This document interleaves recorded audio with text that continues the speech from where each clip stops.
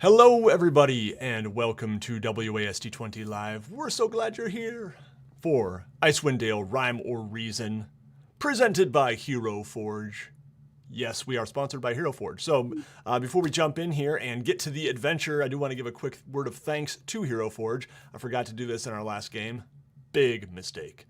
Almost got fired. No. But Hero Forge is awesome. It's a great tool for creating your own custom miniatures, character portraits. You can download the STL files to print them on your own. You can order miniatures shipped to your house, painted or unpainted. And all of the tokens that you see on the screen for our players here and on our battle mats are also created with Hero Forge. So definitely go check it out at heroforge.com. They still have, I think, this is the last day, I don't know, somewhere in the final hours of their Black Friday sale. And it's a killer deal. You can get or Cyber Monday sale now, I guess. $5 off printed minis with coupon code EPICLOOT or $3.99 digital STL files. It's $3.99 American for digital STL files of your own custom created characters. I know, Ryan, you got one for Clay, didn't you? Did, yep. And guess what? I bought I bought the whole party.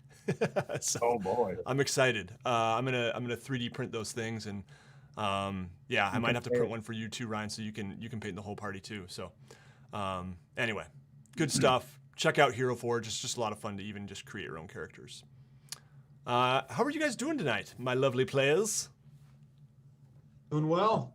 Yeah. Doing awesome. All right, you ready for this? So excited. I was feeling a little blue, but Zoom has apparently cheered me up. Yeah, so we inspired by Fizwick, Clay decided to try to join the face painting club, but that autocorrect on the camera is so good that it's not showing up. Trust me, guys, he put forth the effort. Did. Cool. Well, excuse me. I started having like an allergy attack right before going live here, but we're gonna jump right in.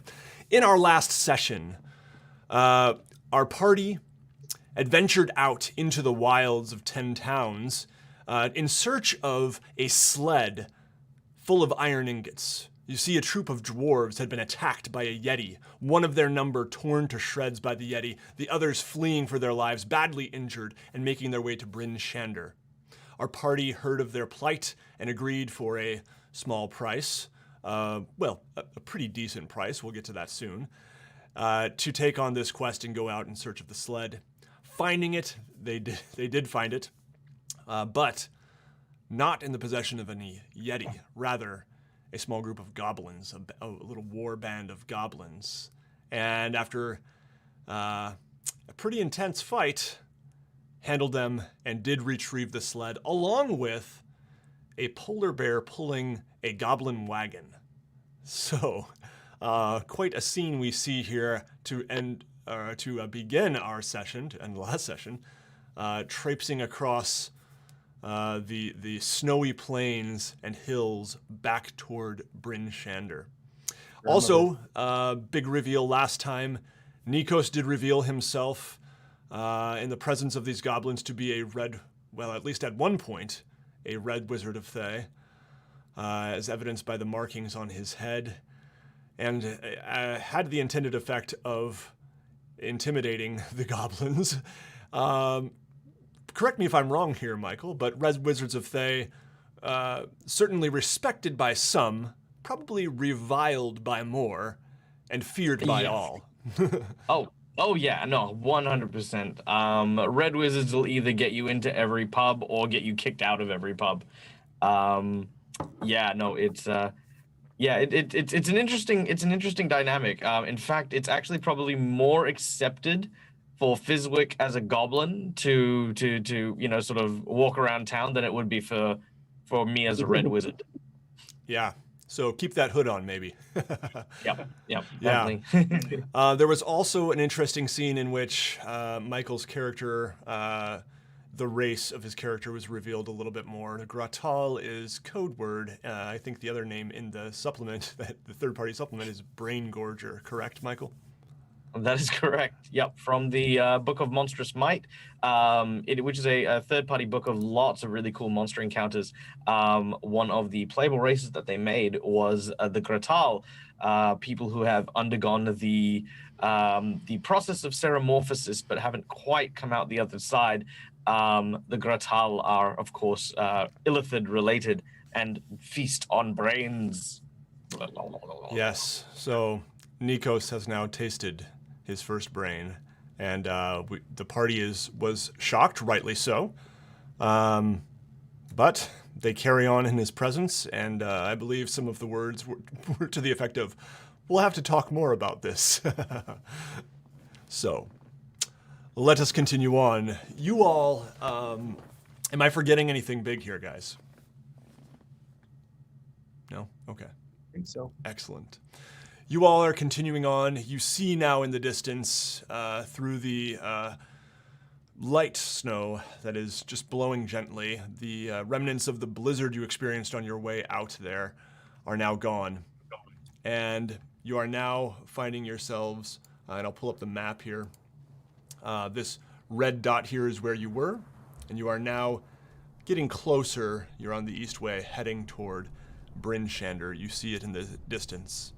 Now, the polar bear is pulling the wagon. I believe you also have some axe beaks who are doing the best they can with the sled. What exactly, how would you guys like to approach the town here? Probably not polar bear first. Actually, that is a good question for the world. Like, in terms of quote-unquote polar bear transport, how acceptable is transportation with such a creature? Not very. You have never seen one used in this manner before. I don't think. Is there anywhere nearby that we could maybe store it, like in a forest, out of the way, so people don't see it? It's obviously something we probably don't want to lose, right? Or well, we need all the animals to make it work, so. Well, I think we need to. I think we should have a talk about it. So before we get into town, Nikos will ask Fizwick to pull the. Well, I mean, like, let's say about like 2 or 3 kilometers out of Bryn Shander. Ask Fizwick to pull the wagon off to one side. Fizwick takes the rein. Yes, I'll do that for you, Master Nikos. And you can imagine maybe some grunts, or that's Nate's job. I'm narrating the game now. No, and that's you go for it.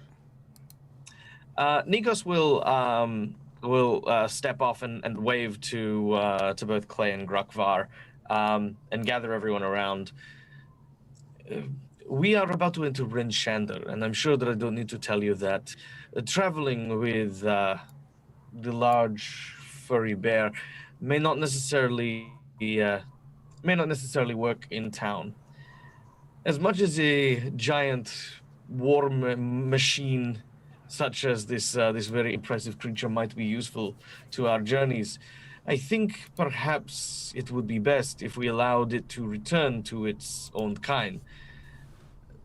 Fizwick, Clay, Grukvar, what say you? Yes, we can go ahead and see what the polar bear wants to do. Hey there, Fluff Rage. You want to stay with us, or do you want to go ahead and go home? The polar bear is seeing you speaking to it, just growls. Do we have any need to bring this wagon into town? From this distance, it would not be hard to move the cargo from here to there, especially if we inform Grukvar, your contact, about where we store this. The rest of the effort does not necessarily need to come from our polar bear. We can just go ahead and see what the bear wants to do. And Fizwick just climbs up and just snaps the harness off real quick. And Oh my god! I'm going to very swiftly find an axe beak. If it was going to attack us, it would be attacking us already. So at this point, Yep. it can. Okay, so Michael, you're going to can hug its decide breakfast. if it wants Okay. to. If it decides it wants to move on. Okay. And so he just hops back down, walks away. Okay, Fluff Rage, you can go ahead and leave or stay here or whatever. Yeah, so the bear looks a little bit confused. It eyes one of the axe beaks and seems to be approaching it. And Fizwick jumps up and no. And he gives it a little bit of rations and tries to push it on its way. Okay, yeah, make an animal handling check if you could. Clay has his hands sort of behind him, ready to pull his axes out just in case. 9. 9.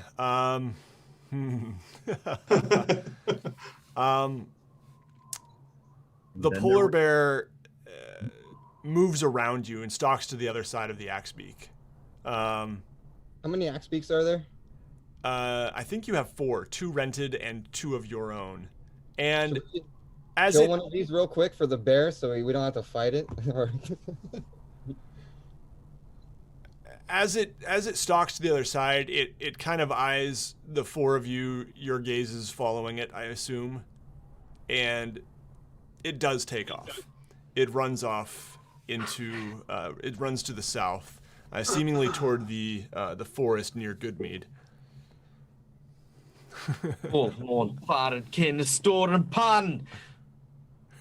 Clay lets out a relieved sigh and then curses. Fizwick, you can see, has a tear going down his little eye. Born free as the wind blows. I hate you. Get out of here. Nobody likes Free you. as the grass grows. Born free to follow your heart. No, I will never come back. Great. Now we're gonna get a copyright. Was that whole outburst from Fizwick? Did that occur after the bear had left? No, it was while it was happening. Okay. I love the scene of just Fizwick freaking out and Nico singing. That was beautiful. That was a moment I won't forget. Okay. Yes, the bear sadly is traipsing off into the wilderness. Grateful for its freedom once again. It did not seem to, and along the journey, you certainly got the sense that it was not happy, and it did take some prodding, perhaps, to get it to keep moving, as it probably continued to growl and snap at you. All right. What would you guys like to do? Are we moving into the town now? Yes. Yes. We have to unload these things from the cart, or we have to strap the cart to some axe beaks, or how? What do we want to do? Neither. Do we want to pull everything into town? I think last time we actually had the axe beaks already hooked up to the sled with the ingots on it. Yes, the ingots are partially pulled by the axe and then beaks. we have the cart. But the wagon is this goblin wagon, which I probably still have a picture of here. This big old thing. Did that have anything in it? I think you guys did take a look, and I don't know. Did you loot it? I thought about that, and Yeah, this is what I remember. We got some gold, like a little bit of gold, perhaps, or some sort of coinage, and then a bone whistle. Yeah, that sounds about right. Now I don't remember if that but was. There's no good. Go ahead. What? I don't know what's going on. There aren't any goods in it. Right. Yeah. I don't think there is much. It's not transporting any goods. Anything that was in here, probably a couple of goblin weapons and a few scraps, if anything. Yeah, I'll have to go back and watch our last game and see. And if there is, if we didn't loot it already, I'll throw you guys a few. Where are we stopped right now? Are we in a stand of woods? No, so you're actually very close to Bryn Shander. It's definitely within eyesight now. Can we just tie the axe beaks to like the cart and keep it for like an advantage? Like they're all tied together. They couldn't get scared away if we get like a Yeti jump out. Well, again, we've got a we're so close. We could just get the dwarves to come pick all this stuff up. What if somebody steals it? Or not everybody has to go in, right? Maybe somebody could stay Yeah, behind. exactly. We could Grokvar, you can go get the dwarves. We can wait with the cart if you're worried about that. Okay. I mean, the people of Bryn Shander, dodgy people. This. All these thieves sitting there. All right, fellas. trying to, I steal propose all those ingots. Why did we have to pick such heavy loot? I propose that I take the ingots in alone and meet with the contact, and I'll meet you back out here when that's completed and I've got the payment. Okay, Perhaps you so take one ingot in as proof that we have the rest, and they can come and pay us and bring their goods back. What's the matter here, Clay? Don't you trust me? I didn't say I didn't trust you, but anything can happen. All right, fair enough. I'll take a couple ingots as proof and write them in. I think what he's trying to say, if we send you in with all the goods, and then somebody does something bad to you, then they got you and they got all the goods. This is Plus, you'd have to in ride Thay, it. this is a lot of speculation. In Thay, we have a saying: only losers prepare for defeat. Well, I hope we're not in Thay anymore, Nikos. Would be my hope. We always prepare for success, and our success now is going to that town. So, Grokvar, you speak on behalf of the team, and we look forward to a large payday. Fair enough. I'll see y'all soon. okay. So Grokvar, you are taking an iron ingot. Yeah. Okay. Yeah, so you manage to make your way into town. There's people milling about. It is, fairly dark at this point, getting on toward quite late in the evening.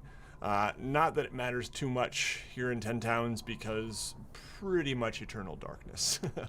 But you make your way back to the hospital where the dwarves, or the clinic of sorts, this kind of makeshift medical center near the southern gate in Bryn Shander, and you do find one of the dwarves still there, and that would be, let's look them up here. That would be Korux, who is leg up in a cast on one of the beds and says, "Oi, you're one of you. You have That's something." right. That's right, friend, and I bring you proof that we did what we said we were going to do. Take a look at this. And Grokvar draws out of his pouch the single ingot with the foaming mug stamp on it, and hands it over to Korux. By the gods. Wait till Haruna sees this. You've done. Where's the rest? Well, if you want the rest, you're going to have to follow me out to my camp outside the gates. All right. He kind of gets up on a crutch. I'll meet you at the southern gate in 10 minutes. I'll bring Haruna. Fair enough. I'll see you then. Okay. And he, you hear him kind of hobbling around, and 10 minutes later, the group does show up there at the gates. Haruna, and actually, Korux is not there, but it's Storn, who seems to be in a little bit better condition. So Haruna and Storn are standing there, saying, "Oh, Grokvar, is it? That's right. I heard the good news. Thank you so much. We are eternally grateful. And of course we will show our gratitude once we see the full sled." Well, if you'll follow me, the sled's this way. Okay. And they do follow you. And she does have a couple of dogs in tow, sled dogs in tow as well. And and I see that Nikos runs off with the sled here in the chat. I love it. Oh, man. No, you're supposed to wait for like I told you to rip them off later. That part's not here yet. Damn. Okay. Clay's So, just standing there with his hand going, wait, as they show up. all right. So, yes, they follow you to the sled. They greet you all warmly, shaking your hands in a very un-pandemic friendly way. Hruna probably even hugging some of you and saying, "Oh," and she drops to her knees by the sled and peels back the coverings and looks at the ingots. Are they all here? Are you sure? We're sure of it. You can count if you don't believe us. All right. Many as we could find, anyway. I trust you. I trust you. And what's this? And she points to the wagon. Oh, that's my big sled. Oh, all right. Fitting for a goblin, I think. It looks, yes. I know, it's sweet, huh? She reaches into a pouch at her side, and she does pull out, let's see, I believe it was some beautiful gems she kind of lays out in her hands here. And,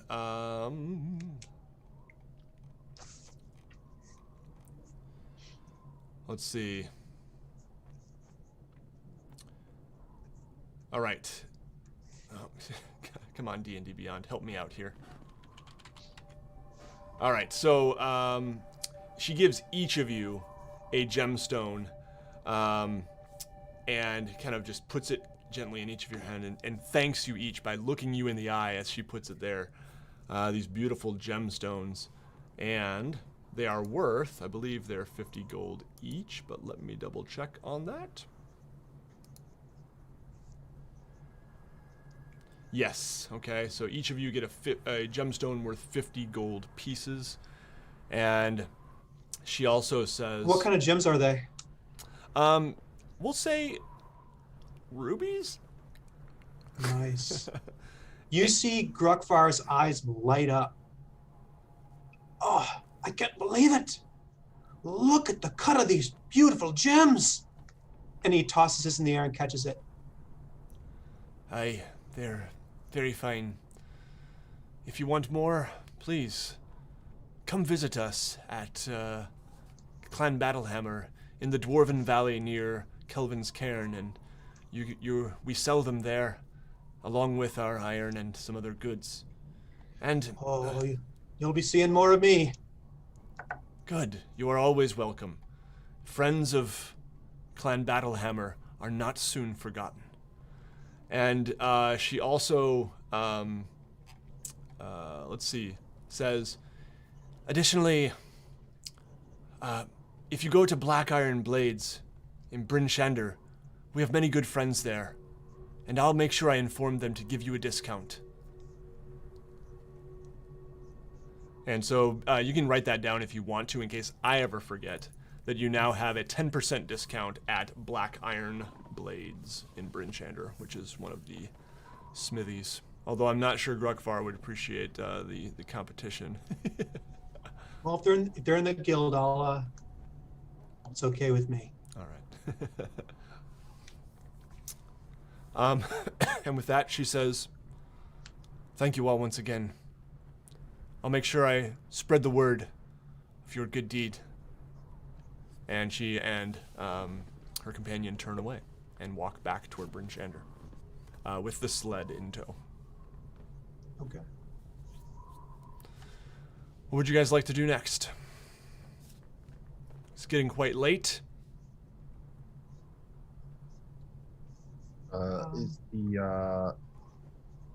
Are the accommodations, Grukvar, that you provided the other day, is that still an invitation that is open? It is. However, I say, why don't we sleep right here in the wagon? Is there enough room? Or are we going to be like little spooning it? I don't know, man. With my feet sticking out the front window. Let's take another look at this thing here. Fizwick, how many goblins would fit in this thing? Nicholas has been eating dead people, and if he farts, it's gonna be... Sorry. It would be a tight A red squeeze. wizard does not fart. I'm sorry, what? Alex? Red wizards do not relieve themselves in such manners.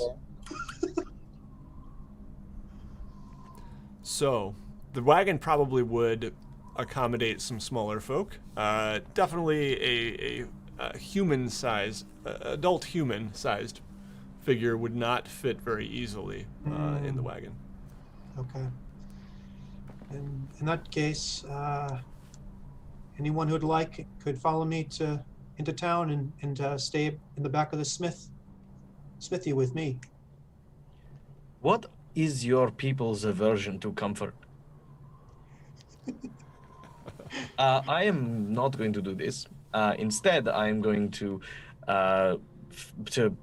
go and buy a room or hire a room. I'm going to have a nice hot bath, and I am going to sleep in a bed that is made of the next best thing to the satin silks of Sylvanshi. Do as what pleases you, Nikos, but you wash yourself, you're just going to get dirty again. I wanted to see if we could go and take the sled and have it customized with some crossbows, maybe like some battlements. It's and I don't know. We should call it spray paint something on the side. We should call this magic sled something, and arm it for some, you know. Well, didn't you just call it my big sled just a minute ago? Yeah, but there's got to be something better than that. Like the white dragon, or the green streak, or the cocky joke. What was that last one? Priscilla. Oh, the cocky joke. Cocky jerk. Yeah, yep. I heard cocky Jew. Some of those. Man, you know, Well, I tell you, it's got a ring to it, Fizwick. I'll give you that. So we're coming with the cocky joke. Cocky jerk. All right. Is what's going to be. Can we put some crossbows on it, or some armor, or outfit it with some cool stuff, or? I mean, you guys could keep this, and I would say it is not a very fast vehicle. It would be far slower than going on Axbeak alone. We'll just say that, or dog sled. Fizwick, But if we can't all sleep in it, or live in it, or ride in it, there's really no use in having it at all, is there? Lance, I'm sorry. I tried. Fizwick just kicks you in the ankle and just walks away and just kind of sits on the ground and starts playing with a bauble he's got. Suit yourself. yeah, so what would you guys like to do with the wagon? I mean, options as I see, you could keep it and store it somewhere. You could keep it and take it with you wherever you go next. Or you could probably try to sell it or get some salvage value from it.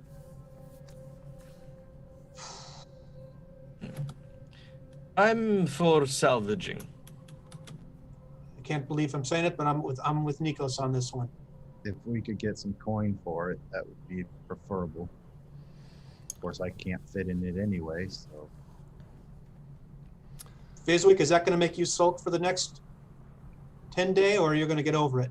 Okay, we do whatever you want to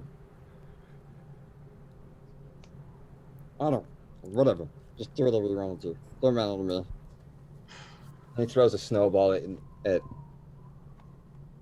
Nikos, just so he's not. He's just not. He doesn't care. Equal opportunity. Yeah, equal opportunity. He's not picking sides here. He just. Fizwick just turned into a 16-year-old all of a sudden. He is a goblin. Can't take my keys, Dad. Nobody's ever asked how old. You don't know me. Nobody's ever asked how old Fizwick is either. So. It's true. That's true. I would say about no. All right, so so you guys managed to probably get the cart a little bit closer to town, pulling it yourselves, and outside the gates, I would imagine just to ease things along here, you could find someone who would be willing to buy it for. Let's see here. Actually, you know what? I'm gonna roll a. What we're gonna do is 2d4. times 10 gold pieces.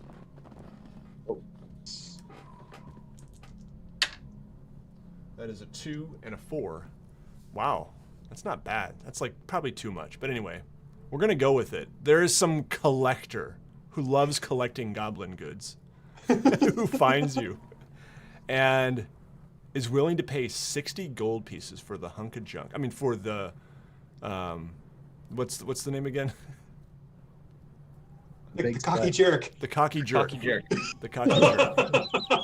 This pimped out goblin ride that could have had crossbows mounted to the side of it if it weren't for you fools.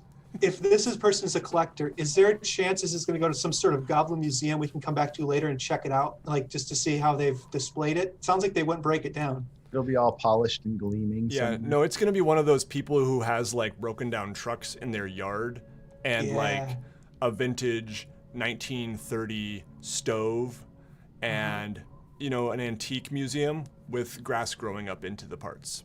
Okay. Not here though. No Fizwick, grass. You're right. Not in Icewind Dale. Fizwick, if you speak with this person here politely, perhaps you can go back later and sit in it from time to time. Charling's the name. Pleasure. Oh, okay. I guess that's just as awesome as mounting it with crossbows and weapons and armor. Getting back here to sit on it. And, yeah, I'm really gonna look forward to that. Thank you. He kind of, you know, puts his hands away and says, "Right. Well, a pleasure doing business with you." And he kind of gets some bulky-looking guys to haul the wagon away, and as it rolls sadly into the distance. Fizwick, for the second time today, sheds another tear and just stares. until it fades out of sight. Little All right. credit. Accommodations. You guys had mentioned possibly holding up at the temple / smithy of oh boy, help me out here, Grukvar. The name of your goddess, your deity. Oh, Ula. Ula, thank you. Yes. So, are you still interested in doing that, guys? Yeah, I think we would, or at least I would, enjoy a meal Okay. before calling it a day. Yeah. It's nighttime right now? Yes, it is getting quite late. I would say it's probably about 11 p.m. Okay. What's the closest tavern, would you say? The closest tavern. You know what? Let's switch things up a little bit. You could go to the Northlook, but that's on the other side of town. So, there happens to be another one closer by, a little more dingy perhaps, but also safer, quieter, called the Precipice. Okay. Feel like a meal, Grukvar? Let's head over there. The Precipice sounds good, and grubby place like that, they probably got a split skull that Nikos can lap out of. Nikos shoots Grogvar a side-eyed look. Okay, so making your way over to the Precipice, you see that it is a building that is shaped, it has a roof that sticks out real far, and then it kind of, the front wall actually slopes back in, sort of. And so that's how it gets its odd name. So the door is actually kind of angled in a strange way, carved between this overhang. And as you enter, it's fairly quiet here. A few people drinking. Some people seem to be gambling at one table in the corner as they are crowded around and doing dun, dun, dun, dun, with a knife. And other than that, there's a pretty aroma of some kind of broth cooking. Nothing too fancy here. And the bartender looks at you and says, "Hi there. What'll it be? What'll it be?" Plate of food and your cheapest beer, please. All right. Fizwick wandered over to the knife table What's this? What are you guys doing? No. The guy kind of gives you a sideways glance. The one nearest you, no, only one seems to be paying attention. The rest are very engaged in what's going on there, and you see lots of money being changed and some excited talking and such. But one of them turns to you and goes, "Oh, by the gods, it's a goblin!" And a couple others look and say, "Oh, hey, calm down there." What are you doing here? They look at you. Well, I just saw you stabbing away at your fingers over here, and I wanted to see what you're doing. All right. Well, I bet I can do it faster than you. Bet you 20 gold pieces I can do that faster than you. you see their Clay hears this and immediately takes his plate and his beer to go watch. All right. We're going to be making up some rules for knife stabby stab game, hand game, which I believe is the official name of it here in 10 Towns, knife stabby stab hand game. So they're very skeptical glances now change to smiles of excitement. More money being exchanged at the mere prospect of a new competitor here. And one of them pulls up a chair for you and says, "You can stand on this." Go ahead, Alex, what were you going to say?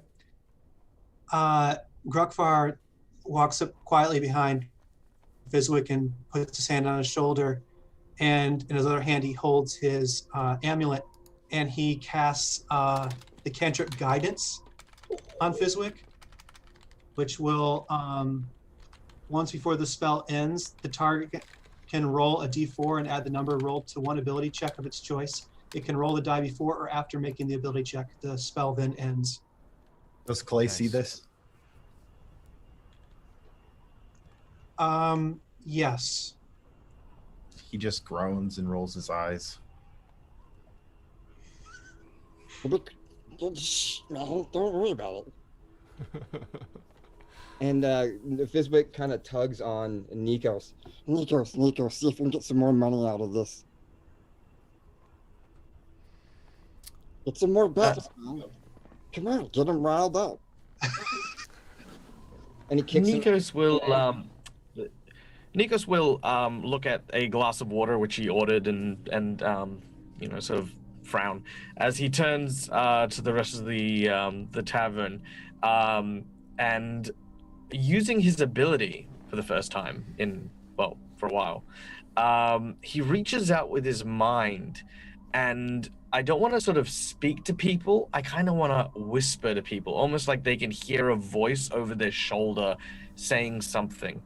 As I turn around, it's like, "Did you hear those guys at that table there? They're not willing to bet against the goblin.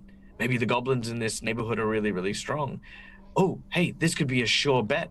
Maybe we should back the human. See, human rights and human pride and all that. Oh yeah, no, there's no way the goblin can outstrength him. Oh, I don't know. This goblin. I heard that he took down a polar bear. Did you see him at the out? And I basically just start seeding these rumors in the backs of people's minds, just sort of one by one as I move to try and drum up everyone's attention towards Fizwick and the knifey hand stabby game table. Yep. I would say it seems to be getting the hushed kind of tone seems to be getting into a louder murmur as this is all happening, Nikos. Mm-hmm. And you see more kind of money and maybe even small arguments breaking out and things like that. And the rest of you would actually have people coming up to you and saying, "Interested in getting in on some of the action here," and they're kind of fanning, or I guess not fanning some bills so much as not so much as kind of maybe jangling some coins in their hand. What's your money on? And I guess there's the opportunity there if anyone does want to place some bets here. Or if you guys just want to supervise, that's fine too. You guys, I got this. I've done this so many times. I've so got this. Hey, Fizwick, did you hear him? He said he's played knife stabby stab hand game before. And you see this kind of rush of more coins going back and forth, and Grokvar places a wager of 15 GP that Fizwick will win this game. okay, yeah, you find probably one particularly wealthy-looking patron who maybe calls one of his friends over too and says, "We've got ourselves quite a big bet here. Care to contribute?" And he motions to his friend and gets another 5 gold and says, "All right," holds it out. "You're on." So let's go ahead and what we're going to do, Fizwick, is you have the floor here, and you are handed a knife, and What's this guy that I'm going up against? What's he look like? so you see a man who looks like probably a half-elf, actually. He's got reddish hair and just kind of a bit of sideburns, scruff, and he says, "Little fella, this'll be fun." Can I kind of put him off his game a little bit to upset him by saying something like, You know, hey, that's okay, Havsy. When you lose to a shrimp like me, you'll be, well, I can't remember the rest of this joke, but you're just going to be really upset about it. Why don't you go ahead and make an intimidation check at disadvantage? That was a real zinger. 17. Okay. He actually does, he looks a bit intimidated just by your confidence, really. Just kind of like taken aback. He's not used to being spoken to this way. He kind of rolls up a sleeve, and you see the sinews of his arms. He's big forearms, and says, "All right, who's first?" And he kind of spins a knife, and let's see here. That is going to be right in between. I rolled a 10 on my die, literally. So I'm going to try again. He kind of looks frustrated, like, inconclusive. All right, that's a 1, so it's him first. All right. He takes the knife and begins going through the motions of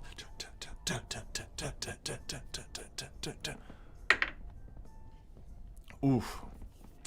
And about halfway through, stabs his finger. He rolled pretty low. All right, Fizwick, go ahead and make an acrobat, or I guess we'll just go straight dexterity, actually. Straight dexterity check. I told you wasn't any good at this, Havsy. Oh, 26, y'all. Whoa. Okay. Don't forget you can throw a D4 on that. Now, Oh, can I? Oh, yeah. your dexterity modifier, I think. He stabbed himself. Might be overkill. So this is not a acrobatics check, so I don't think it could be a 26 if you rolled, even if you rolled a 20, because I think your dex. I take a picture. That's what it says. Oh, unless you have advantage. Look, I take a For picture. dexterity. I knew everybody'd be like, dude, this guy's full of. Look. The most you could have is 23, probably. 19 plus. Okay, I guess how is your? Oh, so not acrobatics is what I said. So just dexterity. So it would be a 19 plus. Oh, I have to roll a dexterity? Oh, yeah. Okay. But anyway, it's 19 plus your modifier, which is still like 20. No, go with the 19. Go with the 19, but then just add your dex modifier, which is probably plus 3 or something. Mm-hmm. Okay. So. And if you want, you can throw that D4 on there. And yeah, should I? Well, I don't know what it'll do. I mean, I mean, he just stabbed himself. I don't at this point. Like, I'm just like, what D4 is he talking about? I don't even know what you mean. So you he can cast add, you can roll a guidance. d4 and you can add that to your score. Oh yeah, let's go for it. Add it up just to like show off a little bit more. Yeah, I don't see why not. All right. Yeah, so that's 20. Well, I guess roll a d4, which is those are in the bottom left down there. Okay. Watch this, Habsy. You intimidate him, you insult him. A 1. Okay. Nice. So you get 23, which is still very good. And yes, they're all kind of like, whoa, and money changes hands, and they say, all right, it's best of 3 is the way we play here. And he once again starts off, this time laser focus. All right. And he manages to complete it pretty well. And he says, I completed it. Now you have to do so faster. And now you go ahead, Fizwick, and make your dexterity check. Where'd it go? Oh, there it is. 23. Yeah, you have done it. Wow. I All have right. 17 dex and plus 3, so pretty Yep. high.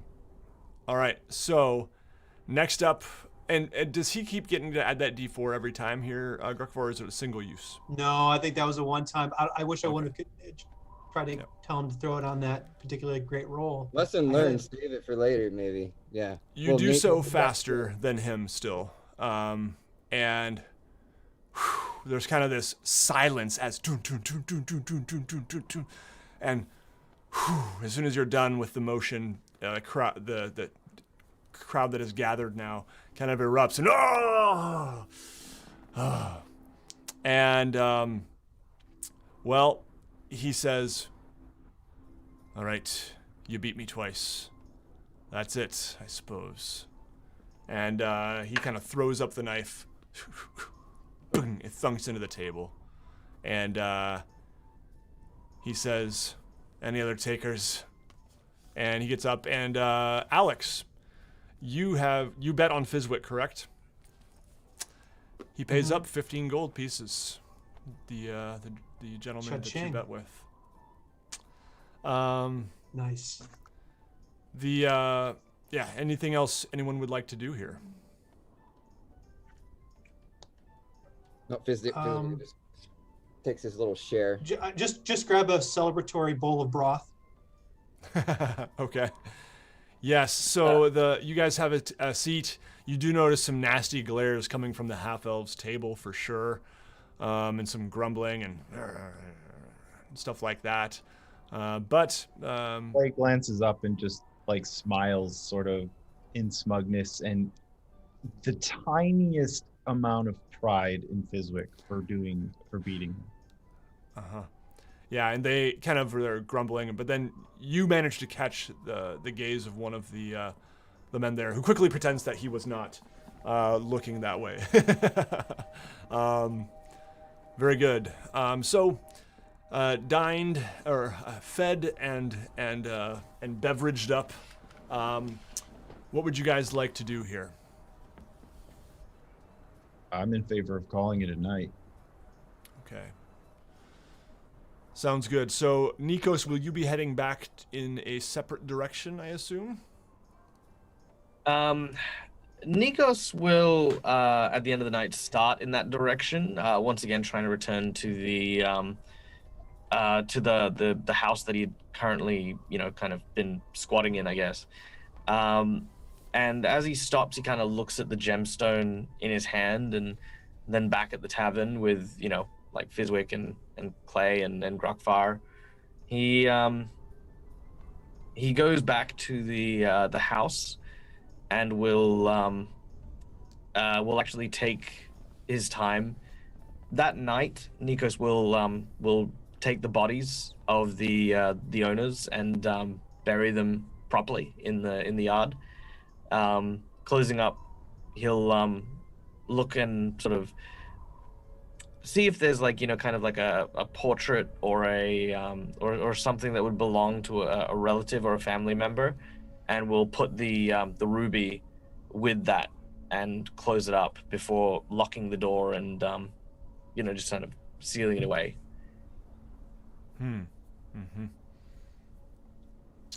Good. Yeah, so you do see a portrait, and you managed to do so.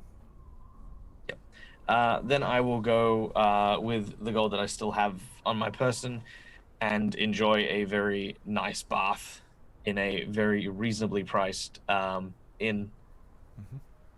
Yep, you managed to find one, and we'll say for the accommodations, it would be, let's see here,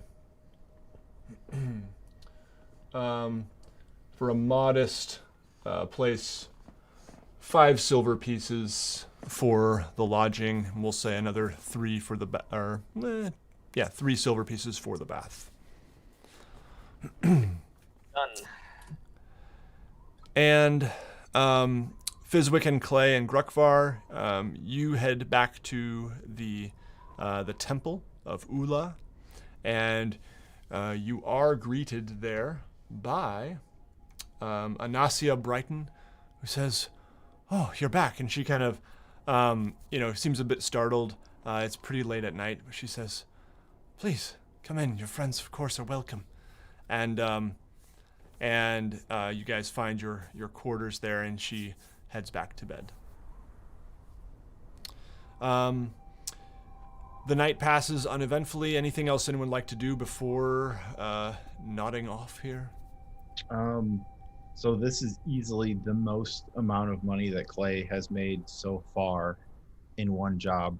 So he actually falls asleep, clutching, holding the ruby in his hands, because with it folded, just because he wants to make sure it doesn't go anywhere. Yeah, awesome. Anyone else? Anything? Fizwick has disappeared.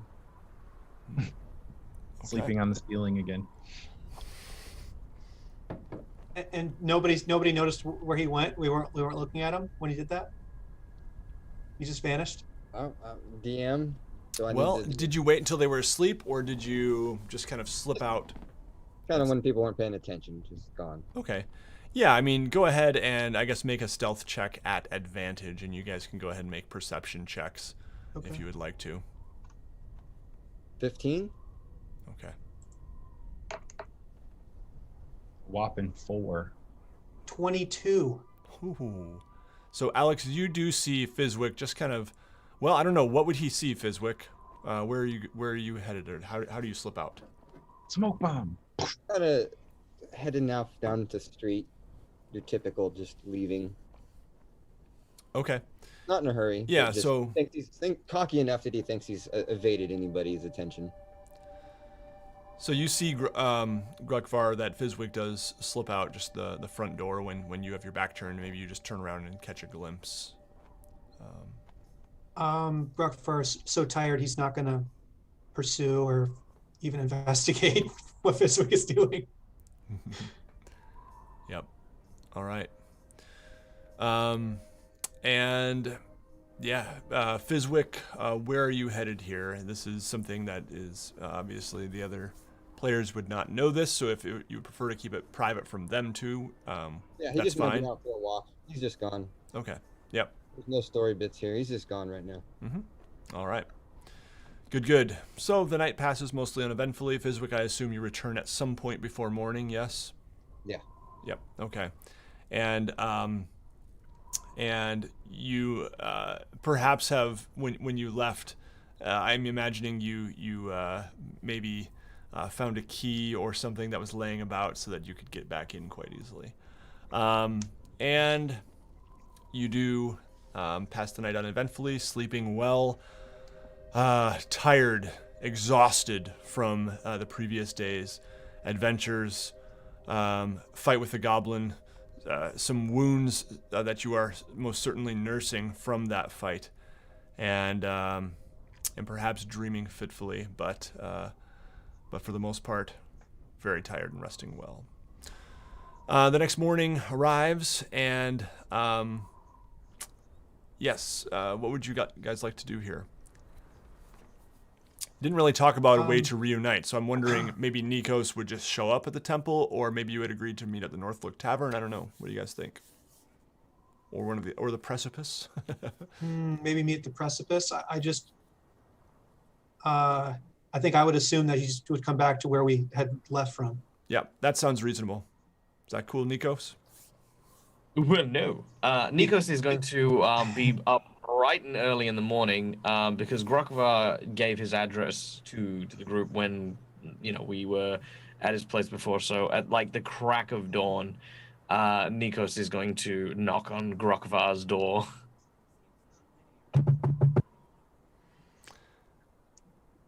Come on in. Nikos will open the door. Good morning, Grokvar. I hope you rested well. Good morning, Red Wizard. Yes. And I will close the door behind me. About this, we need to speak. Are we all in the same room? Would you be trying to catch Grokvar alone, Nikos? Not particularly. I do want to talk to the group about this. So, I would, problem was that the door was wide open when he said that, so I'm like, I will, yes, if Clay is there, then that's fine. If Fizwick's there, even better. Well, I guess my question is this like our sleeping quarters, and did we sleep in separate rooms, or did we? It's all one room. Okay, so we are. Oh, okay.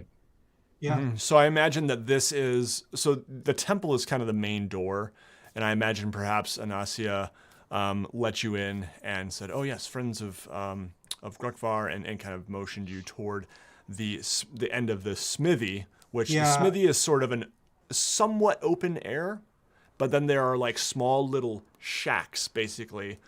That kind of, the smithy is kind of in the middle of the courtyard, so to speak. The shack that we're sleeping in is it backs up to the rear of the forge itself, so that the residual heat will keep it warm in there. Nice, yeah. So Grokvar and the others, would you have been sleeping, you think, still, or maybe just getting up? Clay is in the same position he fell asleep in, with his arms crossed, and he's awake. But he hasn't opened his eyes or said anything. He's just listening. Fizwick's in the room just collecting dead bugs. Oh, love it. Oh, nice. All right. Yes. Turning his attention back to Grokvar. About this, I hope you understand the reason why I did not mention it, and why I hope you understand, for us to work together in the future, I need that this secret remain between the four of us. Well, Nikos, the world is a... Sorry, go on. Your secret's safe with me because I've really got no one else to tell. And I don't think anyone else would be interested, frankly, that I know of outside of our group. But I'll tell you this. The way you're going to prove yourself to me, it's going to be time. It takes time. That's how I prove myself to a dwarf or an elf or anybody on the top side of this world. It takes time because it's going to be distrust there. And you got to know that realistically. I can't take your word. I've seen your face. I've seen the tattoos on the top of your head. Nikos steps forward. And as he does so, he's got his hands kind of behind his back. His skin starts to take on this kind of glossy tone, and his eyes begin to illuminate with these sparks of magic that dwell within him. I believe there is perhaps some sort of misapprehension. I am not looking for trust, nor am I looking for approval, nor am I looking for someone to pat me on the back and sing Kumbaya. What I am looking for is money. And so long as you can trust that that is my goal, then you can trust me. But do not mistake this. I am a great wizard from the realm of Thay, second to none in terms of the skills of magical prowess and knowledge, and I will be caught dead before I find myself proving my skill or worth to anyone. But I need to live in order to exact my own revenge on those who did this to me. And for that, I need help. Well, money is the language I speak. I'll tell you that much, Nikos. And if it's going to come down to that, if the bare minimum is money, then on that we can agree. We're both after money here, and money is the thing we both need. That's the same thing I believe that Clay and Fizwick do too. If that's the only thing that binds us, so be it. Nikos help you, strange weirdo, but Nikos, I also like, Fizwick help you, strange weirdo, but Fizwick also like hanging out with you, so money and fun, good for Fizwick. Just don't eat my brain. Nikos's demeanor sort of changes a little bit. As mentioned, he's done business dealings and the like before, and as he's always had, he always kind of views himself still as back in his day the Red Wizards with, you know, nobles and servants and all that sort of stuff. But since traveling with these individuals and you know, sort of boots on the ground style, he's learned to appreciate Fizwick and the. It's almost like there's a phrase from Thay that would apply. It's kind of like their version of a pearl before swine. It's a goblin before a ruby, which, you know, ironic.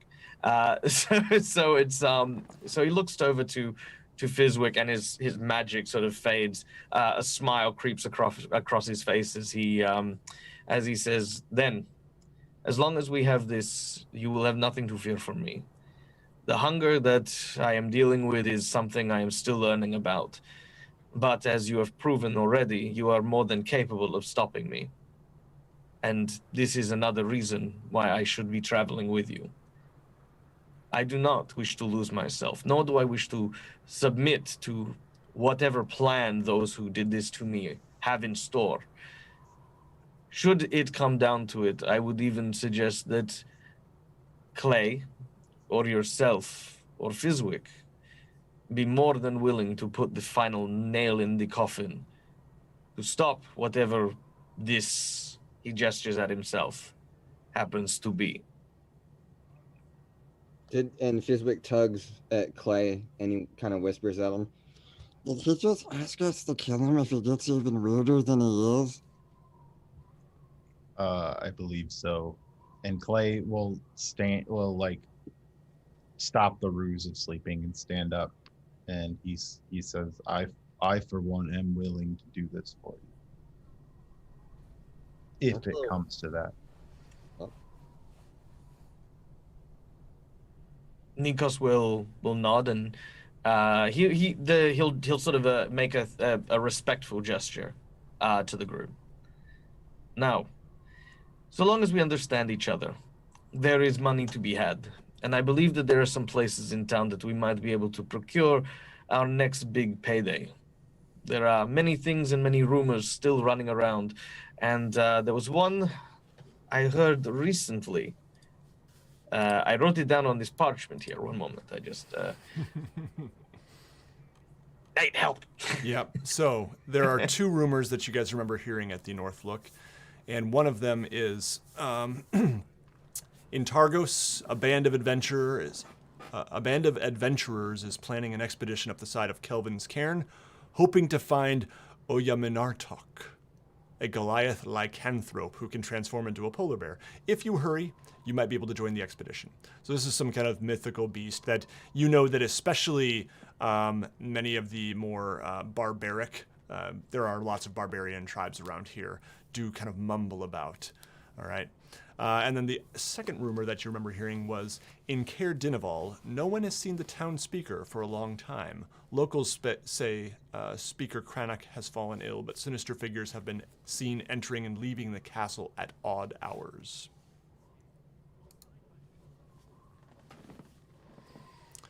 So you could certainly try to drum up some other rumors if neither of those interests you. You could certainly try to just go see what's happening in some of the surrounding towns, or you could definitely pursue one of those. So Targos was the first one, and the second one was, I believe, Caer-Konig.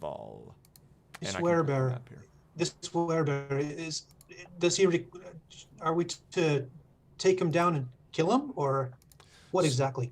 So find him. Embrace him as a friend?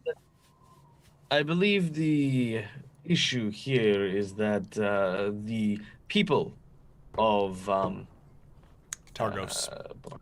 Targos are concerned of his presence in the area and have mounted an expedition. Chances are that they will simply kill him, but perhaps there may be a point that they may be reasoned with, but it will still take brave souls to try and track and find them. We've already had some experience tracking down what we thought was the Yeti, but finding, of course, the wagon and the like. I think it lends to our skills to be able to find things that others may have difficulty with. And if we leave now, we can try and, if not join the expedition, we can try to get in front of them. I, for one, am not in favor of hunting down someone simply because a few people in a village are worried. I'd just as soon go after the person, or go see if we can find the person who we know is in trouble. So I would say this, guys, just to interject a little bit, you would probably get the impression that this is sort of like someone who's going out looking for Bigfoot.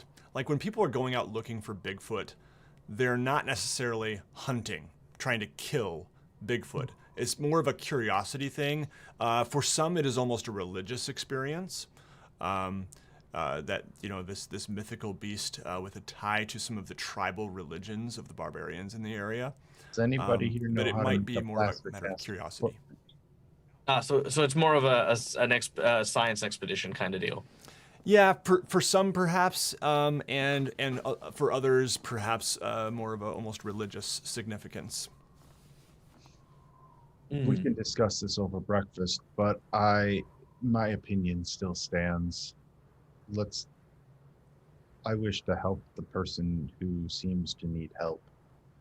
I want to go see the Almanara.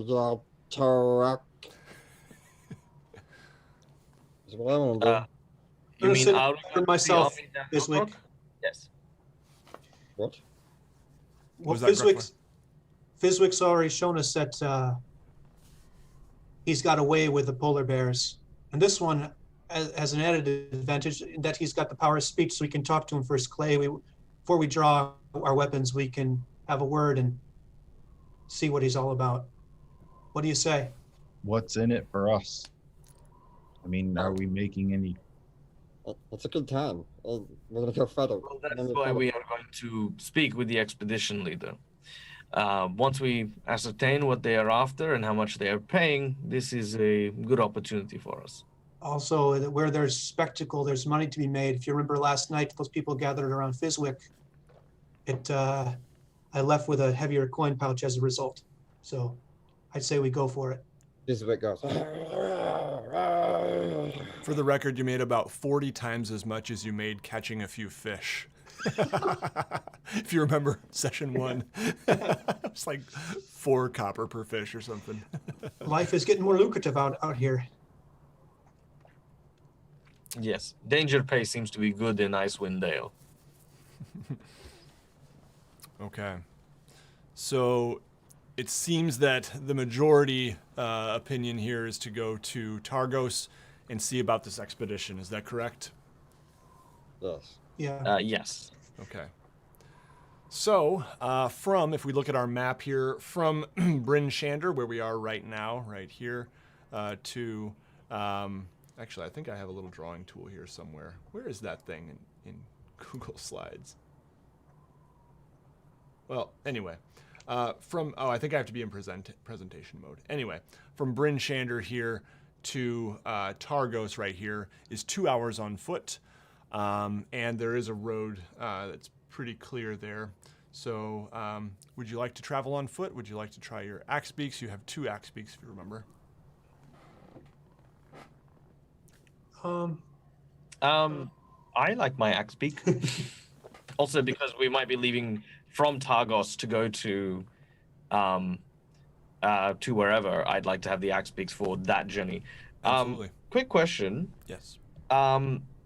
Riding an axe beak is one thing. Can we purchase perhaps a sleigh or a sled that we can put like behind the axe beaks and bring Grukvar and Clay along with us? So axe beaks are going to be a little bit too tall to really effectively pull a sled unless you have some sort of huge like harness. So for that, we'd be looking for sled dogs. Okay. Yeah, you managed to kind of cobble it together with the sled, but I imagine even it maybe was a couple of people pushing from behind.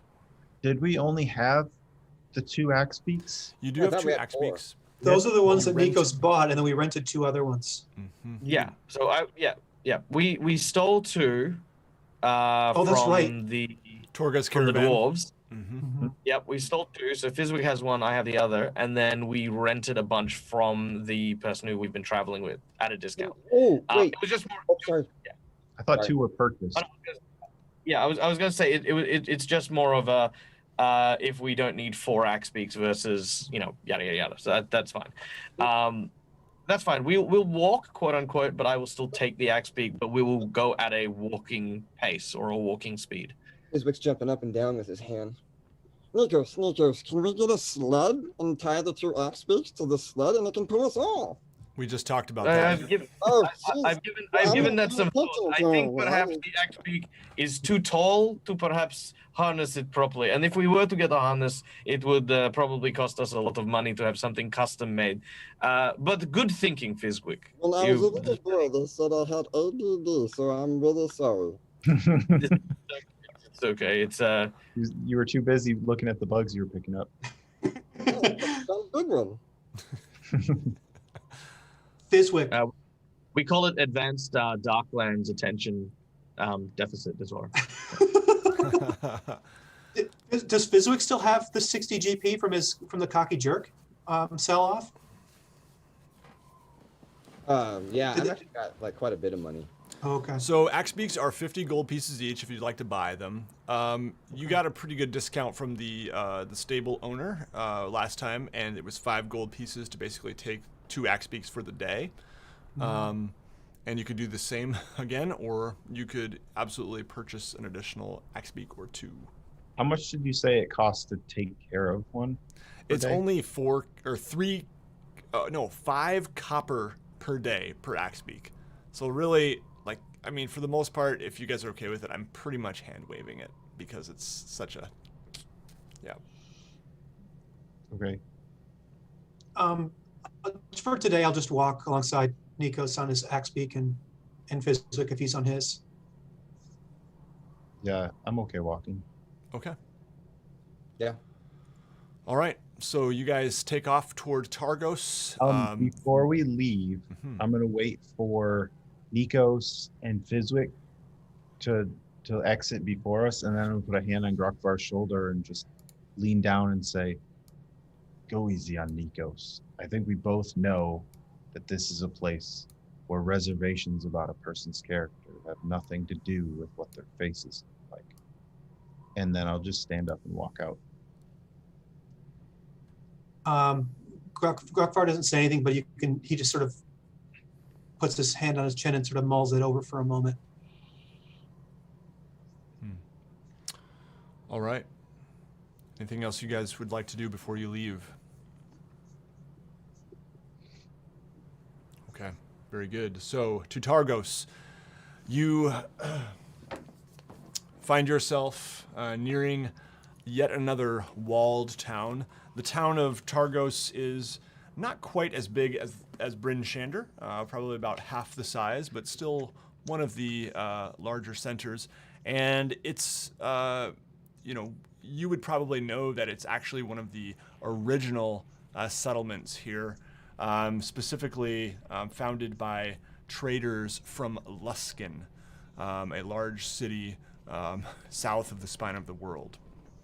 And in those days, it was actually quite a bustling center when Bryn Shander was nothing more than a small trading post on a hill. But now, of course, Bryn Shander eclipses the town of Targos. The town itself is on Mer Dwaldon, the same lake that is also that Bremen is also on, where we started. But you would know that the ice in the port, and it is a walled port here, and I'll show a map here, is frozen over completely. And so any boats that used to come into the harbor here are now frozen in the ice there and stuck, or operating further out in Targos. It's caused a great hardship, but the people of Targos are surviving, still pulling many a knucklehead trout from the lake and doing the best they can. As you near the town, the gate is open. It's still quite early in the morning, and you spot a dog that seems to be barking madly and running straight into the town past you. And it kind of is looking at you and entering the town at the same time you are. Oh, puppy! And Fizwick tries to intercept it. Yeah, it barks. There we go. Thank you. What do you want, puppy? And he kind of tugs at he approaches timidly, and then kind of gives your sleeve a little tug. And seems to be pulling you. And then it backs up and it barks at all of you. And the guards, one of the guards standing nearby has a spear and just says, "It's gotten into him." Can we look around to see if, being from this area, if anything, because I would assume that, possibly Fizwick and Gruckvar and myself at least have been here before. I don't want to speak for either of you, but I feel like I probably would have. I don't know. Yeah. But can we just look around and see if anything seems like out of place or like it wasn't the last time we were here? No, nothing seems out of place at all. I mean, people are bustling about, and it's still fairly early, so it's not the huge crowds that maybe you've seen milling about in the streets and going to market and trading and all that. But fair amount of people around here and there. Everyone seems fairly natural, and everything seems normal. We have to walk the direction that the dog is going anyway, right? Or is he trying to pull us away from where we were planning on going? Well, I don't know exactly where you're planning to go, but you would know of there is a tavern called, let's see here, the Luskin Arms, I believe it is. Yes, it is an inn. And then there's also Three Flags Sailing, which is a tavern. And if you've been here, you would know of both of those places. There's also a general store called Triglio. And you could head to either of those places. I'll go ahead and point out where they are on the map here. So Triglio is right here, and it does seem to be pulling you roughly in that direction. That's the general store. And then we've also got the Luskin Arms, which is right here near the docks. And Three Flags Sailing, also near the docks. And we're here to talk to expedition leaders, right? Mm-hmm. Yeah, so you could probably ask about them at any of those three establishments. Oh, okay. Nikos is going to try something with his newfound telepathic powers. He's going to try and reach into the mind of the dog. Mm-hmm. Greetings, small mammal. You go ahead and actually, if you could, Michael, just make a insight check. Will do. That is a 15. Mm-hmm. You can't speak with it. I mean, it doesn't seem to, you don't hear anything back in your mind, but you get a feeling of concern and urgency from the dog. There is a. I know this is a bit redundant, but there appears to be something concerning the small canine. Perhaps we should follow it. It may lead us to its owner, and in their gratitude, they might be able to give us a little bit of insight into the town and where we might find the expedition. Clay grunts his assent and starts walking toward the dog, or the way the dog is going. What happened, doggy? Did Timmy fall in the well? No, Nico. All right, let's go. I agree. All right. So you follow the dog, and it kind of keeps running ahead and looking back, running ahead and looking back to make sure that you are still following as it heads roughly in the direction of the general store. And I think that is where we're going to take a short break. Before we do so, I would like you guys just to say hi, and if you have anything to plug, you can feel free to do that. So, yes. Michael, start us off. Hi everyone. Yeah, my name is Michael. I am the Dead Aussie Gamer. You can find me on Discord, Twitter, Twitch as the Dead Aussie Gamer. You can pretty much see me playing a whole bunch of games like this very awesome run of Rime or Reason. Let's see, what am I doing at the moment? God, I'm doing so much stuff. Oh, I'm starting tonight in roughly 10 and a half hours. In 10 and a half hours, I'm going to be starting my journey on World Ember. So I'm going to be doing a daily live stream world building on World Anvil. So that's going to be a lot of fun. On Saturdays, I have a new show that's come up called The Winds of Wilderon, which is kind of like a Sheriff of Nottingham kind of adventure with anthropomorphic animals. And on Sunday, I am playing Rise of the Rune Lords, but using Pathfinder 2nd Edition, where I get to actually play as a puppeteer character, which is a lot of fun as well. So that's what I'm currently up to. Nice. That's cool. Yeah, very good. So check out links to Michael's stuff down in the video description. Alex. Hi, everybody. Alex Beerhorst here. I don't have anything to promote. I'm just a guy who likes to play D&D when given the chance, and I'm happy to do so. And we are happy to have you, Alex. Thanks so much. Ryan. I am with Alex. I have nothing to plug right now, but I am Ryan Norman, and I do love me some D&D, and I am grateful for the opportunity to play in this awesome game that Nate is running. Yeah, cool. And lastly, the man, Will. Will, I play Fizwick, as you guys know. You guys have heard me talk about Darksea Workshop. I make nice, beautiful jewelry geared towards gamers, D20s, D12s, Galaxy dice, all that cool stuff, resin jewelry. I'm approaching selling actual sets of dice, and this week I'll be making some Dice Master sets that will be fully polished. And if you recruit 2 people, and they recruit 2 people, and then they recruit 2 people, no, I'm kidding. So yeah, if you want to check out my stuff in the description, Nate has a link. You can get 10% off the items. And I wanted to thank Tyler. Tyler out there bought one of the items and said, "Go Fizwick." So I want to thank you, man. Where are you at? Thank you, Tyler. That was really cool of you. And there is a YouTube, so if you just want to contact me in any way, at Darksea Workshop, will contact me on Facebook, on Instagram, all the good things. Yep. That's my performance, man. Thank you guys for buying my things or looking at my stuff.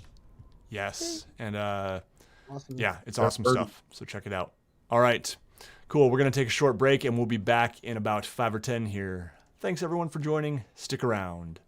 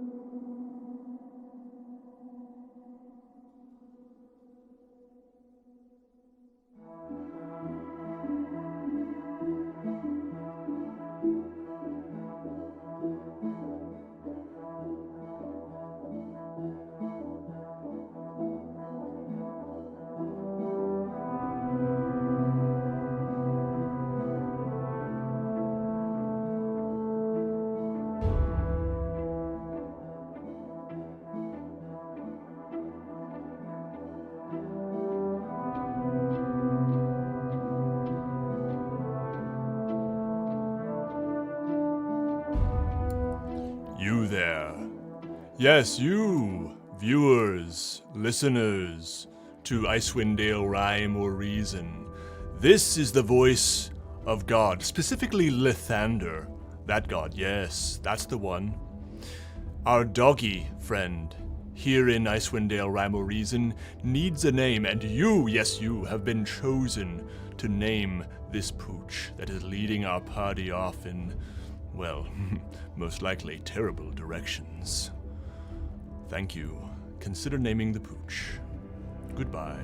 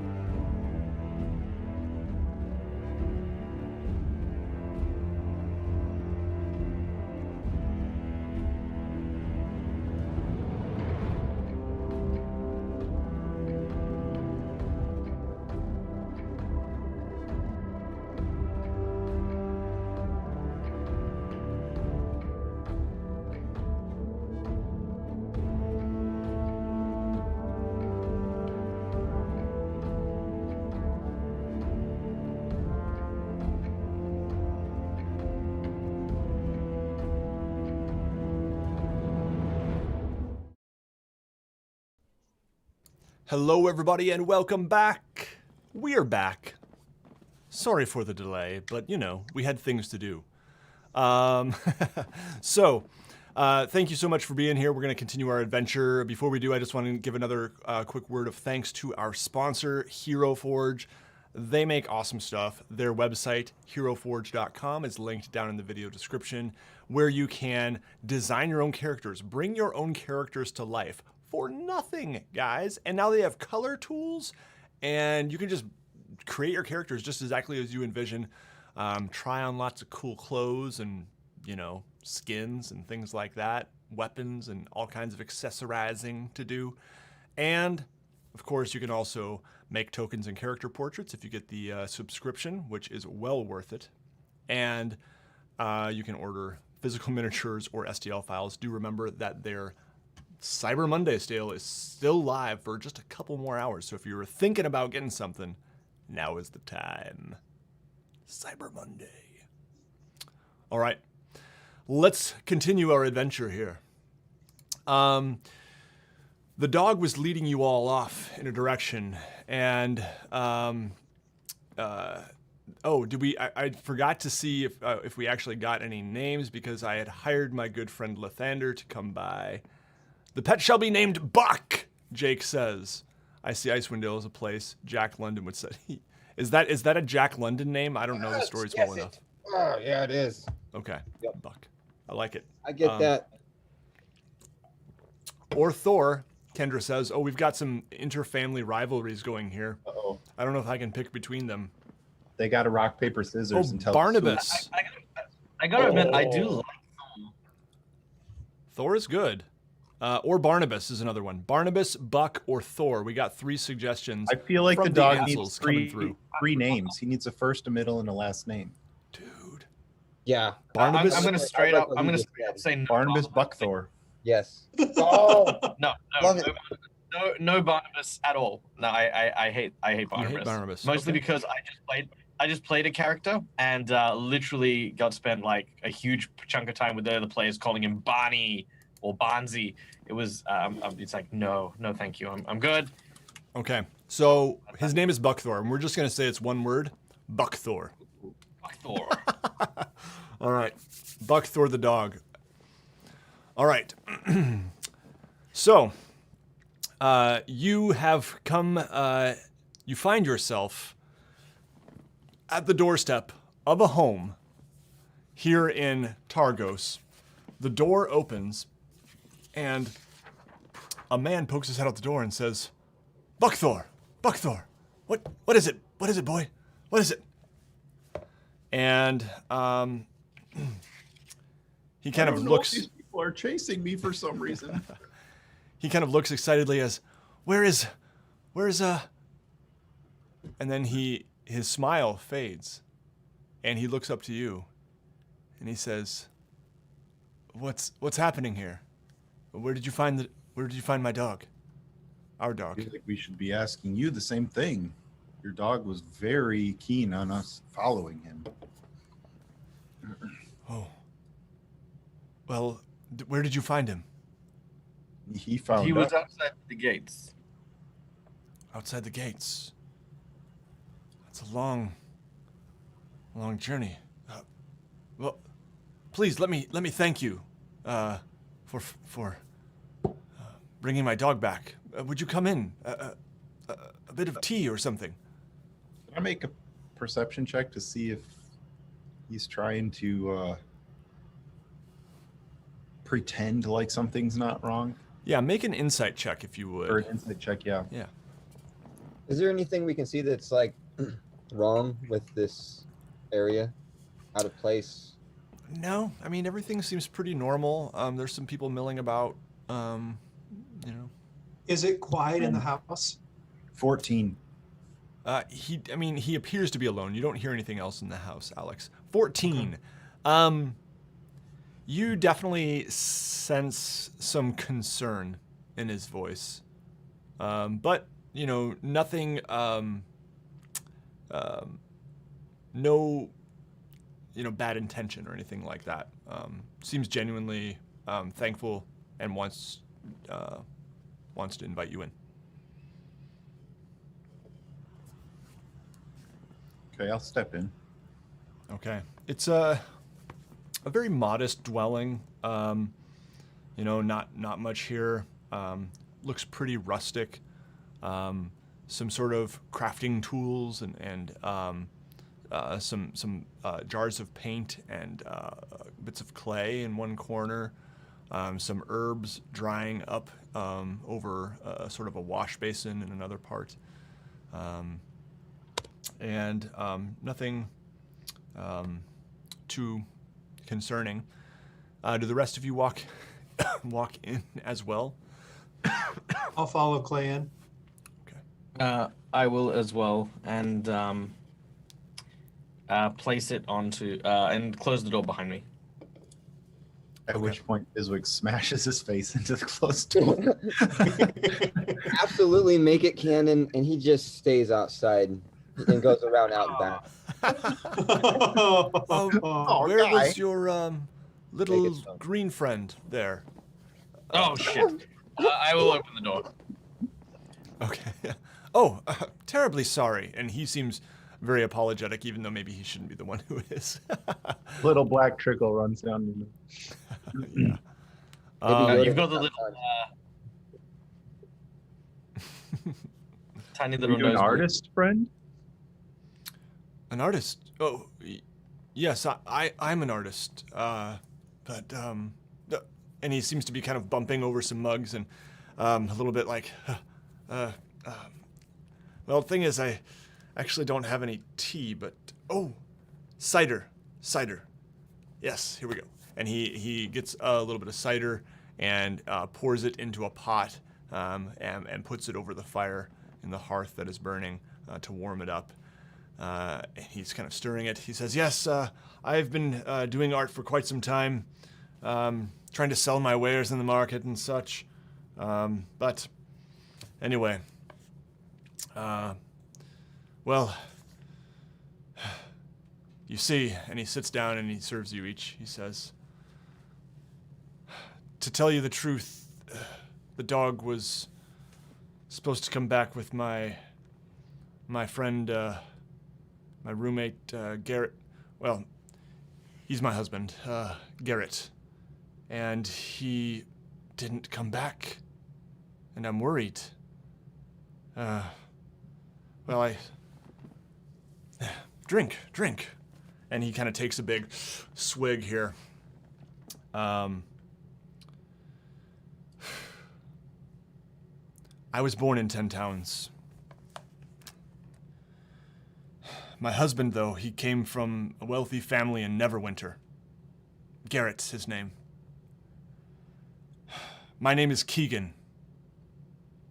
Garrett didn't care for city life. When I met him, he was working as a guide. He left his family, wanted to get out into the wilds. He loves the outdoors, loves to climb mountains. A few days ago, Garrett was hired by some adventurers to lead them up the slopes of Kelvin's Cairn. Garrett's plan was to take the adventurers to Caer-Konig, the town at the foot of Kelvin's Cairn. After they acquired some of the climbing gear from the outfitter there, they were going to head up the mountain. He was going to lead them. Garrett took 6 dogs and a sled with him. What's the dog's name again? Buckthor. There we go. Buckthor here was Garrett's favorite, eh? Bucky. Raised him from a pup, and he kind of pets the dog, and the dog, is licking his hands, and yes, boy, good boy. Boy would never leave Garrett's side unless something terrible had happened. Listen, I know it's a lot to ask, but, well, I'm not really the adventuring type. And you do notice he seems a bit on the frail side. Is there anything I could do to persuade you to follow Bucky here back to Kelvin's Cairn and see if you can find out if anything's wrong? I have to admit I don't have much, but the owner of Luskin Arms is a good friend of mine. I could see that you get free rooms. He kind of looks around. I'm also a bit of a scrimshander by trade, and I can give you some of my artwork. It's valuable. It sells in the market. It's not worth much, but it's something. And perhaps I could drum up more if.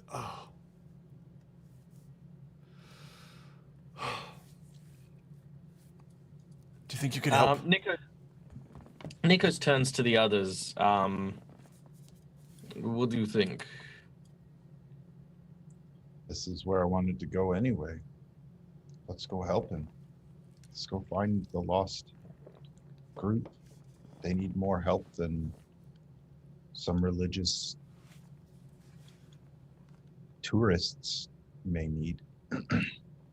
I am not against this, but bear in mind, if we do not make it back in time, we may miss the opportunity to make make money with the expedition altogether. That's not how games like these work. Well, Okay. the expedition. I mean, my husband was leading an expedition. It's if you're looking to make some coin doing expeditions, he could probably help you, even train you in the skills necessary. Maybe you're already well equipped and skilled. I don't claim to presume anything like that. But well, anyway, he's a good friend to have. Keegan, can we see an example of your artwork? Yes. He kind of goes over to a cupboard and is kind of rifling around a little bit. And he pulls out a wooden box. And there's these little figurines, finely carved in wood, 2 of them, a couple more that seem to be shaped out of clay. And little like glass bead eyes, and there are various animal figurines. He says mostly they're just for decoration, but there are some who hold certain religious significance to certain animals, and so I try to apply my trade to those folk as well. They do look fine handiwork indeed. Thank Speaking you. of religious dedication to animals and expeditions, what do you know of the Were Polar Bear expedition? Oh yes, that's all the rave these days. There's a fair number of tribal folk who are hiring, people like Garrett to take them up the mountain and in search of it. There is some religious significance there. Oyamanartok. And, well, probably a myth, but anyway, pays the bills for Garrett. Yeah. Does that help? Hold up, outside the game, is where Garrett went the same place as the polar bear folks, or is this the other group, the other lost person that we heard a rumor about?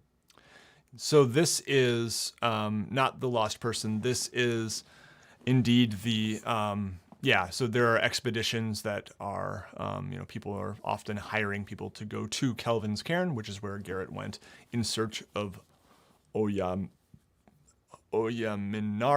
There we go. I got the accent right. Maybe. Okay, well then I'll erase what I said before. This is not what I wanted to do. However, I am currently now on board. Okay. You can hear something bumping around outside. Okay. What is that annoying noise? No.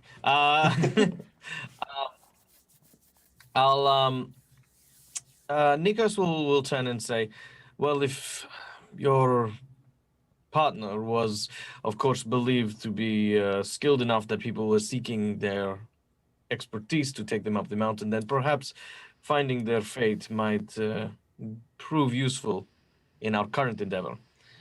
I think I speak for us when I say we shall accept, but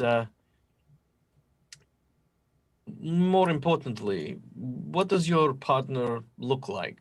What can we use in order to try and identify them should we find them? Well,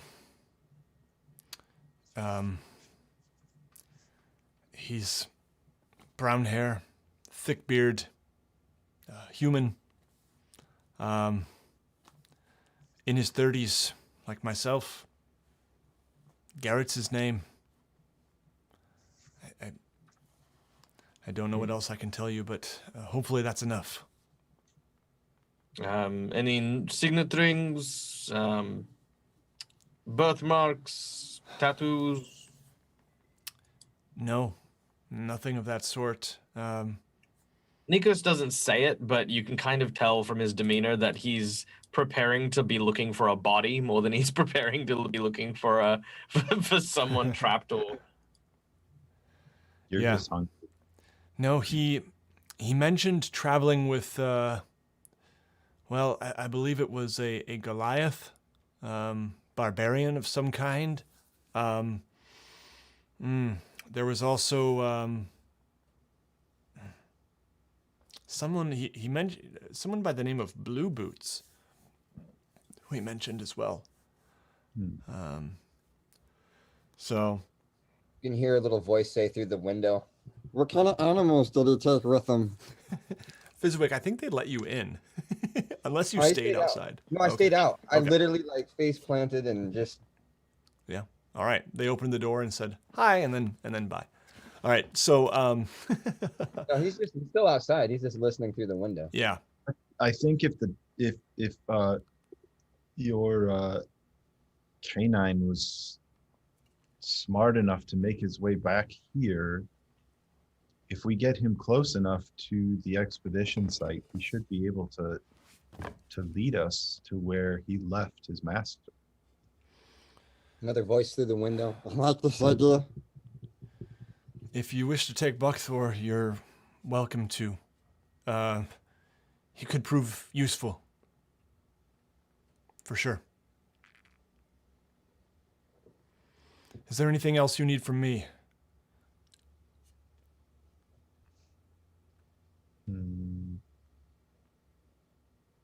Nope, I think that's everything we require. Thank you. We will hopefully return swiftly.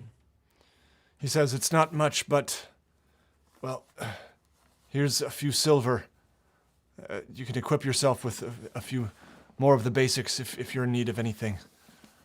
Thank you so much. I will be making offerings at the temple on your behalf and praying that my husband is still alive. You are indeed correct. This is not much. Ignoring what he said, Clay turns to him and says, "We'll do what we can." And then he turns and thanks him for the hospitality as well, and then turns and walks out. Once again, smacking Yeah. Fizwick in the face. Cool. On the way out. Don't stand by the door. All right. You can So see that Fizwick has made there's 4 little snowmen. He doesn't tell you what it is, but he's put 4 little snowmen in the ground, and they're all his friends. But he didn't tell you guys about it, but that's what they are. There's 4 little snowmen there. Is there any yellow on any of those snowmen? Dude, freaking I was adorable. thinking about that, but I was like, no, he hasn't taken it that far. He didn't pick I'm terrible at handing out inspiration, but Fizwick, go ahead and take a point of inspiration. I should get better at that. You probably all deserve inspiration, but anyway. What do I do with that? Oh, you just mark the little inspiration box, and then you can use that to re-roll a d20. Oh. All right. So you guys head out, and is there anything you would like to do before? So I'm sorry, I forgot a key part. He actually does tell you. Let's see if there is an actual quote here.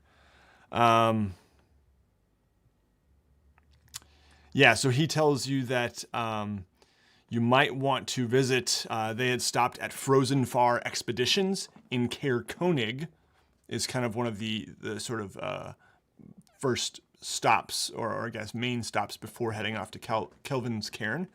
What's it called, Nate? It's called Frozen Far Expeditions Okay. in Caer-Konig. And that is, if we look at the map here, you can see Caer-Konig, which is actually where you had confronted, I believe, Sefik Caltro at Targos. So you guys are familiar with that place. You've been there recently. And right now we are at Targos. So there is the option to cut across here, but travel by road is definitely usually more expedient and safer. So, and actually I think would be faster as well because, yeah, just traveling on roads is faster. So it says here, you can safely reach Caer-Konig in 14 and a half hours on foot. Ooh, quite a journey. But the other option is by crossing open tundra, which would be 24 hours. Yeah, so a bit longer, but avoiding the roads. I'll admit it. I think this journey calls for more axe beaks than the ones that we have. The faster we get there, the better chance we have of finding survivors. Nate, did you say there were two other places in town? Were either of those were either of those like a place where we could buy gear and stuff for what lies ahead, or were they more places to stay and eat or whatever? There was a general store, and you could check that out, but you could also just wait until you get to Frozen Far Expeditions. Either way would work. Oh, okay. Or if you're not going to Frozen Far Expeditions, then, that's fine too, but yeah. That's where he mentioned that his husband probably stopped with the group he was guiding. I think we should go there, sure, to Frozen Far Expeditions, but also maybe ask Keegan before we leave if there's a place that he would suggest to rent axe beaks from. Okay. Yeah, he would tell you that, oh yes, there's a stable right next to the general store, and they should have some available there. Okay, thank you. I am in favor of whatever gets us there the fastest. And that's 5 GP? Yeah, so we'll say 5 gold pieces per day for 2. Okay. And yeah. And yeah, we'll say that, there's enough of a relationship there perhaps that, one of you has a connection or is known or something that don't need to send a guide with you. Okay. Yeah. So are we renting 4? So you've already got 2. We have 2. Okay, And I'll pay for the other 2. Okay. Oh, thank you. Is that 5? 5 gold pieces total. Yep. Per day. So yeah, you can put 5 down, and then if you don't come back tomorrow, pay another 5. We don't come back forever. There's no more cost. So you all head out on. Oh, anything else you'd like to do? I say we go as fast as we can. Yeah. Okay. Yeah. So it's about midday here, and so if you got there, it would probably be around. It would probably be after midnight. So you have some options. You could stop in Bryn Shander, or you could stop very late night at Cair-Konig, which is right here. And so that would probably get you there, maybe, well, let's see here. How long is it from Cair-Konig to Caer-Konig? So yeah, that would probably get you there right before midnight in Cair-Konig, or closer to like 2 a.m. Oh, wait, axe beaks, or double speed, guys. Okay. Oh, yeah. All right. So axe peaks would get you there in 7 hours. So you would get to Caer-Konig around 7 p.m. I say we go and look for them. We should stop at the outfitters and ask, and then try to look for them as soon as we can, especially if we have the dog with us. It'd be better to look sooner rather than later. Mm-hmm. I agree with Clay. We need to go out there and find them as fast as we can. You never know if they're gonna freeze to death or something. First things first, let's see what the expedition folks have to say. All right. So you guys are heading off to Caer-Konig, Frozen Far Expeditions, and you can kind of decide what you want to do from there. But the journey passes fairly uneventfully. The Axebeaks do need to take a break at some point, probably 2 or 3 breaks total. And so, the first time you stop to kind of water the Axebeaks and lead them is probably, or give them some rest. It's probably at the junction between, where the East Way meets the North Road there, right about here on the map. And you find a bit of a watering hole, and then you are kind of lounging there, taking a break. And is there anything, I guess, what would your characters be doing as they are resting here? Why don't we start with Fizwick? He's eating his bugs collection. Are these the ones he found in Grukvar's dwelling? Yes. You can hear him crunching on him. Mm-hmm. Definitely. It's like Goblin Chex Mix. Yeah, exactly. He needs protein for the hike ahead. And what would Clay be doing? Clay would be off his Axebeak. He would have found a tree to sit under, and he would have his hand under it, like in his coat, just sort of, it's on something, but other than that, he sits in silence. Grukvar. Grukvar has laid out his battle axe in front of him and some other items from his magic pouch, and he's casting the Blessing of the Forge to basically make his Warhammer more powerful. That adds 1 to attacks and 1 to hit. Nice. All right. And Nikos. Nikos is going to spend his time trying to kind of just keep a weather ear out, see if he can hear rumors or hear people talking about expeditions that are currently ongoing, looking for this fabled were-polar bear. Kind of like, we went to look the other day and people went missing, or, like stuff, like trying to learn about other people's expeditions. Yeah, there is kind of a, this is a common stop here right at the junction. And there's sort of a little pond where many of the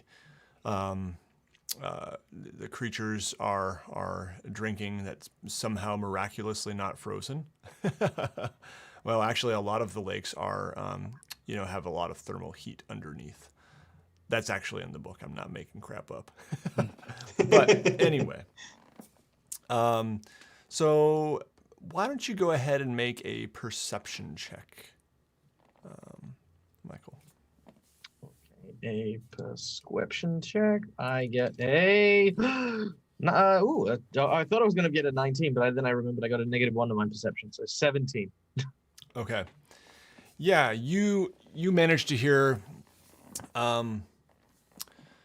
another group sort of talking about an expedition. Yeah, we went up there and, didn't see anything. It was a nice hike, quite a view up there, but, I say keep your money, not worth it.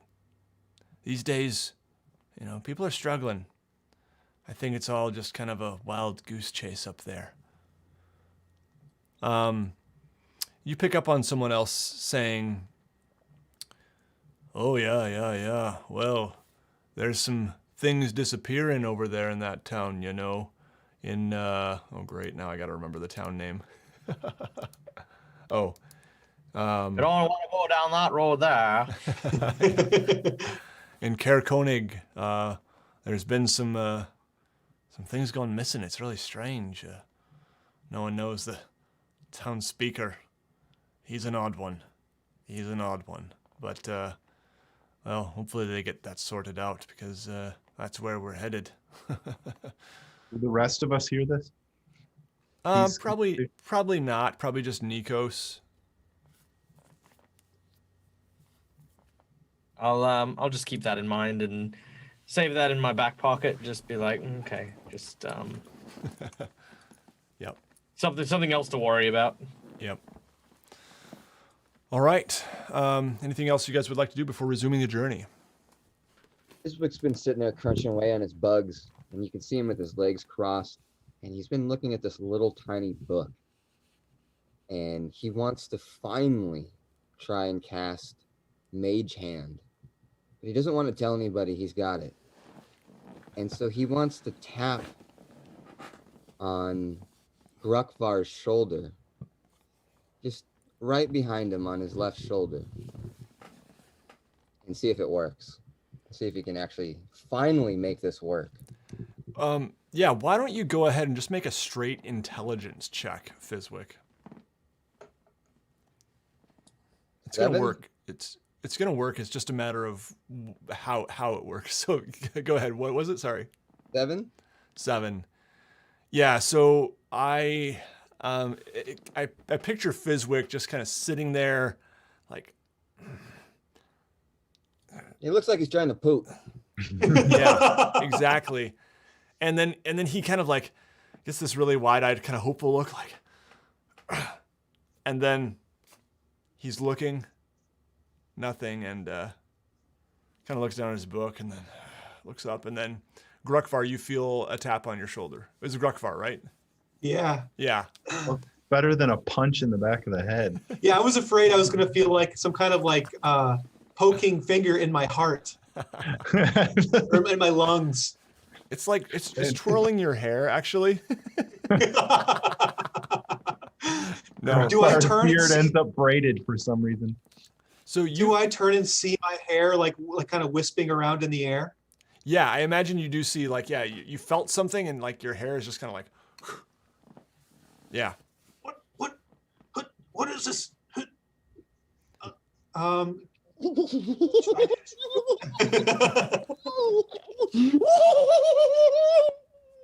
Fizwick, what are you up to? Oh, nothing.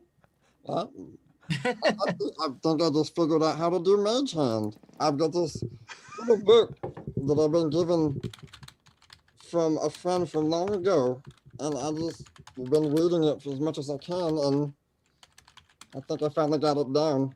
If you've been feeling me tickling you for the last week, I've been tickling all of you, but nobody noticed.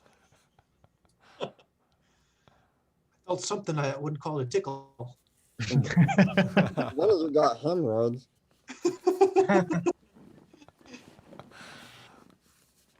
All right. Very good. Anything else you guys would like to do before hitting the road? Fizwick holds his high five up for his mage hand up for a high five. I'm gonna go to bed. Or wait, No, you're just taking a short break. short break. I think when you're playing D&D. Yeah, short break. Eating a granola bar. Still got the high five though, right? Yep. Are you mage handing a high five? Yeah, totally am. Yeah, make a roll for that. All Let's see right. how that goes. Okay. Intelligence. Grukvar's see that, gonna right? try and hit that. 7. Again. Yeah, no, Yeah. you try to like high five and it's just kind of like there's some kind of feel some wind. That's about it. Is Mage Hand invisible? Or does it have a... It's a hand I think it's a spectral hand, but touch I'm not stuff. You can touch things. You can like pour a drink out. You can tap somebody on the shoulder. But you is can it pull invisible? I don't think we can see it. I don't. Yeah, like if somebody tried to high five an invisible Man, hand. look at the art. Mage hand. And Right, what is but the I still art? think. No, it looks like you see some shit. Right, stuff. that's I'm gonna- because they have to show something. They don't want to draw nothing. I'm gonna say I actually try and return your high five, but since it wasn't like in the right place, my hand goes right through it, and I slap my own. No, it is not invisible, guys. It is a Ah. spectral floating hand. Yep, Okay. you're right, Fizwick. So you can totally hit. You wouldn't know I was tickling Right. you then. Slap, make contact. All right, anything else? All right, back on the road again. On the road again. I just can't wait. Okay, so we head off He north picks up now. the radio and throws it off the sled. There we go. Thank you for sparing us all. And we head north up to Caer-Konig. The rest of the journey passes fairly uneventfully as the Axebeaks kind of trot along at a decent pace, taking another rest somewhere along the way, and eventually riding into Caer-Konig. It is just about 7 p.m. It is dark outside. The town is, and I'll put up a map here, fairly quiet as you approach. Let's see. There we go. So there's our map of Caer-Konig. And so kind of a smallish town. You've been here before again. This is where you confronted Torga's caravan and eventually tracked Sefik Caltro outside the town. The the town is fairly quiet. You see some lights on. You hear some noises coming from buildings. You would know that Frozen Far Expeditions, the map. Frozen Far Expeditions on our map is right about there, that northern building right there. And you would probably also know that there is a establishment called Hook, Line, and Sinker right here. And the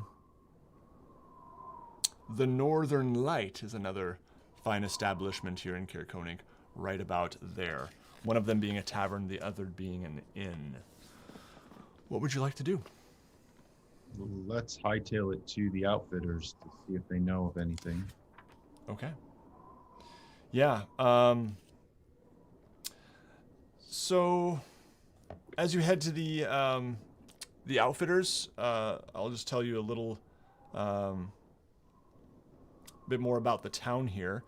As you're walking along the road to the northern portion of the town, the town sits quietly at the foot of Kelvin's Cairn. A few bundled up people shuffle between snow-battered houses, keeping their heads down, barely bothering to give you a look as you walk past them. The dog, Buckthor, is following along at your side, as well as he has been trotting alongside the Axebeaks the whole way here. Suddenly you see a pile of snow stirring as you pass it. It's like someone's hidden beneath it, and it suddenly stands up. The figure looks around and yells, "Who goes there? Is it thieves? Have I found those creeping bastards?" Oh. Yes, it is thieves. Here we are at last. Has that question ever actually worked? That's a good point. I like you. I'll revise my questioning from now on. Well, allow us to give you a proper introduction. We are travelers here, looking for a place of respite. My name is Nikos, and these are my companions Fizwick, Clay, and Grakvar. Well, welcome to Caer-Konig. He pulls down a scarf that's covering his face, and you see a silver dragonborn holding on to an empty wine bottle as if it were a weapon. And he kind of lowers it, realizing like, oh, it's fine. They're friendly. They're just friendly. He belches. I wish I could belch on command. I'm not very good at that right now. I used to be really good at it, trust me. Loud belch. And then he grins at you. Ugh. Pardon my manners. bit jittery with all the thieving going around. I'm... Yes, you. Yes, I'm Trovis, the town speaker. Well met. He extends a hand. What's he look like? He's a silver dragonborn, kind of wrapped up in furs, and now has recently just removed his scarf. I'll Silver extend a hand and take him firmly by the hand and shake him. Mm-hmm. He does not, but he inquires about the thefts.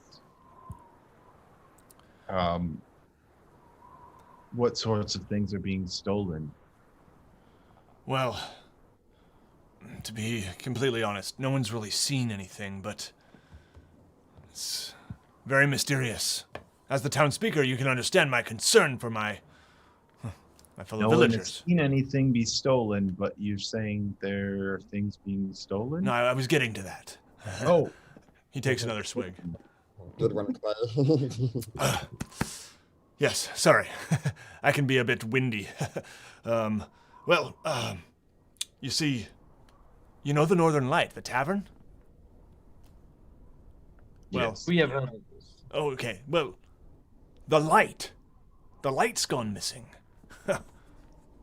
What is the Northern Light without the Northern Light? Corey won't let me hear the end of it. I've been unable to find those responsible. I'm trying. I'm out here in the cold, in the snow, just waiting for the thieves. By light, do you mean a lantern? Yes. Sorry, the kind of magical lantern that sits outside the Northern Light that gives the Northern Light its name. I always just assumed it was a regular lantern. No, it's special. Corey can tell you more, I'm sure. It's changes colors and, they're beautiful. There's also been a pair of goats stolen from the local tavern. There's a little barn they have outside, their little pen, and the goat's gone missing. Both of them. A pair of, a small sack of pearls. That's what it was. Yes, a small sack of pearls has gone missing from the store's frozen far expeditions. Very strange. Strange stuff indeed. Well, we're headed there now. We will ask them about their pearls. How Well- does that sound, friend? That would be wonderful. Any investigation help you can provide would be very much appreciated, and, you'll be rewarded, of course, if you... we've got all kinds of bounties out and people snooping around trying to find the thieves, but so far, no one's been successful, so... worth trying. I'll show you guys a picture here of the town speaker as well. I forgot that. Didn't put it in the slides, but let me... Okay, here's Caer-Konig. We'll just... There we go. There he is. Oh, he looks like he is playing with a full deck. Picture tells 1,000 words, doesn't Yeah. Yeah, he's... Before we leave, I think maybe Gruckfire should say something like, I'd advise you not to fall back asleep in a drift. I don't know how that'd affect a dragonborn like yourself, but for many creatures that might spell their end. He looks confused. Like, doesn't quite comprehend what you're saying, but... Right you are. Right you are. Is he inebriated? Has he been drinking? No, he's just been holding this Good bottle stuff, for someone this. Good stuff, this. Dragon's milk, they call it. That has a whole different meaning. Who knew dragons had milk?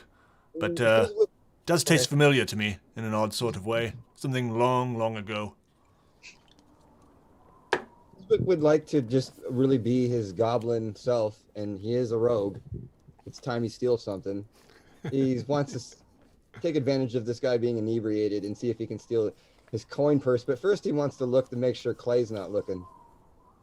Okay. Well, now that you said that, I'm looking right at you. Let's well, see that here. would be. Well, it depends if Fizwick actually said that.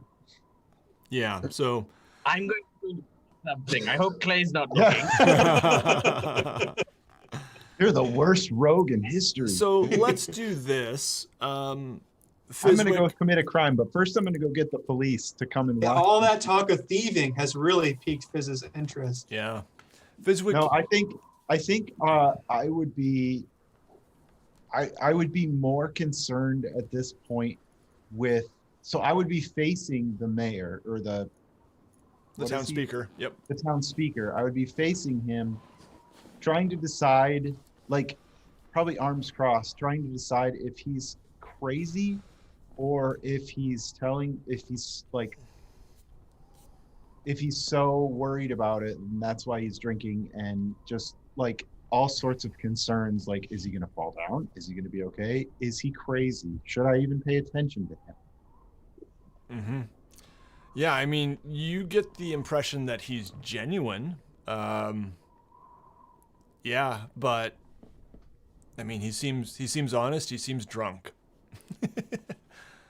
And yeah, in terms of, Fizwick, I imagine, Clay is looking right now, so you probably wouldn't try this right now, but perhaps Well, I would be looking at the man, not necessarily like at his face and his demeanor and stuff. So Sure. So Fizwick, there's that barrel there. I mean, you could. I'm more concerned about Clay than I am about the dude is obviously inebriated. Yeah. So, Absolutely. Yeah. So if I want to make sure Clay don't see me. Yeah. And I want to cut that whole purse. Well, I guess it's all going to come down to a stealth check, because it seems my the party passive is. perception is 12. Okay. Why I said this. This is why I said this way. Yeah. So will Clay see you? And I'll say you're probably trying to duck behind that barrel so that you can just not be seen as you are reaching about. Stealth check. Yeah, 24. Okay. Jeez. Take a picture. So no one seems to notice you, popping behind this barrel here. And go ahead and make a dexterity check, just straight up dexterity here to try to lift. Well, I don't know. What are you trying to lift? He's got a dagger. No, actually, he's got a sword, and it does have this satchel at his side here. I want that sack. I want Yeah. that sack. Are you trying to take it, or are you trying to reach inside and grab something? I just want to get the whole thing. Okay, so you could cut it. I imagine that's going to be a little bit harder than just reaching inside it, though. We'll all notice when the drunk dragon's pants fall down. Yeah, I want to cut it. Okay. I mean, he's pretty messed up, right? Like, Yeah, he is. So go ahead and make a stealth check. No, I'm not going to give you advantage on this one because it's still cutting something that weighs something Not from dexterity. his waist. not dexterity. Yeah, it looks like a messenger dexterity. bag. Sorry, dexterity. Yep. Out of hand? That was a 14. Yeah, sleight of hand actually. Oh, sleight of hand. Okay. Yeah. No. Good point. Good point. Oh, I got +5 on that. So let's come on. Jeez. Oh, yo, 24. Okay. You stole my purse. I rolled the You- hot numbers. I don't feel like people be thinking I'm making this stuff. No, we believe you, Will. You got Look, you got his roll boots. I roll hot. You do. You got his boots too. No, I'm kidding. So yeah, you managed to cut his pouch, and all right. Anything else you guys would like to do here? Nope. Okay. I get the impression that if we just turn and walk away, he's going to forget that we were even there in about 5 minutes. So I think we just turn and we walk away. We head to the outfitters, Yeah. keeping what he said in mind. Mhm. Yep. Fair enough. On the way to the outfitters, Nikos will turn to the others and say, I'm not entirely confident if the speaker is in such a state. Maybe, I don't know, maybe this town is in a lot more danger than we originally intended. We should keep our eyes together. If there are indeed thieves, there may be more than outside of this town kind of bandit sort of thing. There perhaps might be criminal underbellies somewhat in town. Agreed. However, sometimes the paranoid make a bigger deal out of small things than they should. Common sense will prevail, but the outfitters will be able to inform us better. Mm-hmm. So, you guys do make your way to the outfitters, and Will, they don't put in the books anymore every NPC what they're carrying. So, I'm gonna get back to you on that whenever you check the pouch. What it makes sense to me away. that Check it would it now. have. So yeah, we'll check on that, and I'll get back to you probably tomorrow. You can tweet it out to everybody what was in the pouch. There we Hashtag go. what was in the pouch. What was in the pouch? Check Twitter, WASD20. You guys will know tomorrow. Link in the video description. Tomorrow you'll find out what's in the pouch, along with Fizwick. Anything goes. What's in the box? And if you have suggestions, actually, you can feel free to put those in the chat too. What would a town speaker have in his satchel? His European carry-all to carry on the It's just Seinfeld food. references. All right. So, next up, you guys enter the Frozen Far Expeditions. You see a nice-looking shack of sorts, a nice-looking building. And you've got, as you enter... I've gone too far, my friends.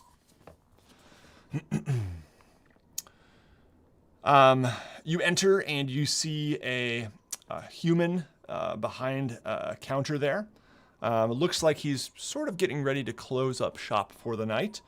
Says, we'll be closing soon, but feel free to have a look around, and if anything strikes your fancy, but I'll be locking up in about 10 minutes or so. And oh, sorry, go ahead. and you see him kind of just busy, stocking the shelves and boxing certain things up. We actually have a very specific purpose for visiting. We are looking for a lost party that we heard stopped through here on their way to that place that was just above the Dragonborn's left shoulder on the map. I don't remember what it was called. Sorry, I wasn't fully listening either because I was looking at my book. But you're Kelvin's talking about Cairn. Kelvin's Not the Cairn? only one. Calvin's Cairn, yeah. Okay. You're not the only one. Okay. So. Oh shoot! Did we ask when he would have passed through here, or would that have been something some information that we were given? So you know that Garrett, was here yesterday morning. He set off very early in the morning. Okay. Yeah, so he would have passed through here yesterday. We understand that he's a very experienced tour guide. Brown hair, beard, human. Yes, Garrett, yes. He was here. Well, yesterday, I believe it was, if I'm not mistaken. Yeah. Yes. When, about what time was that? Oh, it was quite early. I would say probably about 9 in the morning. Yeah, bought up some equipment, seemed to have some others with him who he was stocking up as well. And they headed off to Kelvin's Cairn. I believe it might have been... Sorry, give me a second here, guys. First off, my eye is itching like crazy. I think I'm having an allergy attack. So, sorry. Having a moment here. You're a true warrior, Nate. I am. It's not just you guys who are doing all the battles here. I know. Let's see. Okay, to Caer-Konig. Yes, he showed up with 3 well-armed companions. A male Goliath it was, a female Lightfoot halfling of sorts, and I believe it was a female tiefling as well. Quite young she was. and they bought some climbing gear, some supplies, and then they, I believe, headed to the Hook, Line, and Sinker for some drinks shortly after that to kind of fuel up a little bit before they hit the slopes. Yes. Did they mention which part of the cairn they would be exploring? You know, they didn't say necessarily, but I had got the impression they were trying to summit the cairn, the mountain, get all the way to the top. And, you know, there's a pretty common trail, and he kind of shows you a map and says, right about here and here, and most parties will take either this route or that route to the top, and yes. Were any of the party wearing blue boots? In fact, I believe one of them was it. Was it the tiefling, or was it... I think it may have been the tiefling, but I honestly can't remember. Sorry. All right. That sounds like our group. What sort of gear would you recommend were we to go on a rescue campaign or on a rescue trip? Well, if you're planning to summit the cairn, you'll want these spikes here, and he kind of pulls out some, you know, what looks like crampons. Gets mighty icy up there. Snowshoes can come in handy too, and he pulls some of those down, and some rope. Do you have any rope? I have rope. Does everybody have rope? I feel like that's. I do. Yep. Yeah. I think you guys all do. So, yeah, okay, well, that's about what I would recommend here. And, you know, if you'd like to hire a guide, we do have guides available too. Jartha Frazash is our best guide, and I think she is available first thing in the morning. Or you could certainly try it yourself. We're Many here do. on behalf of Garrett's partner. I'm trying to remember now. He mentioned that he knew the people who work here, right? No, he mentioned he knew the people who run. It was one of the places back in Targos. Oh, Yeah. okay. Okay. I think he knew that Garrett was going to this Yeah. expedition. That's right. Outfitters. I I say we. guide probably wouldn't be too bad of an idea. How much does a guide usually cost? Oh boy, a guide. Well, I think Jartha usually charges about, 2 gold pieces to head up the mountain there. Depending on the duties, it can be a little bit more, depending on how much she has to carry and things like that. And how combat proficient would you say that she is? Oh, combat proficient? Well, she can take care of herself, but no, that's not her primary purpose.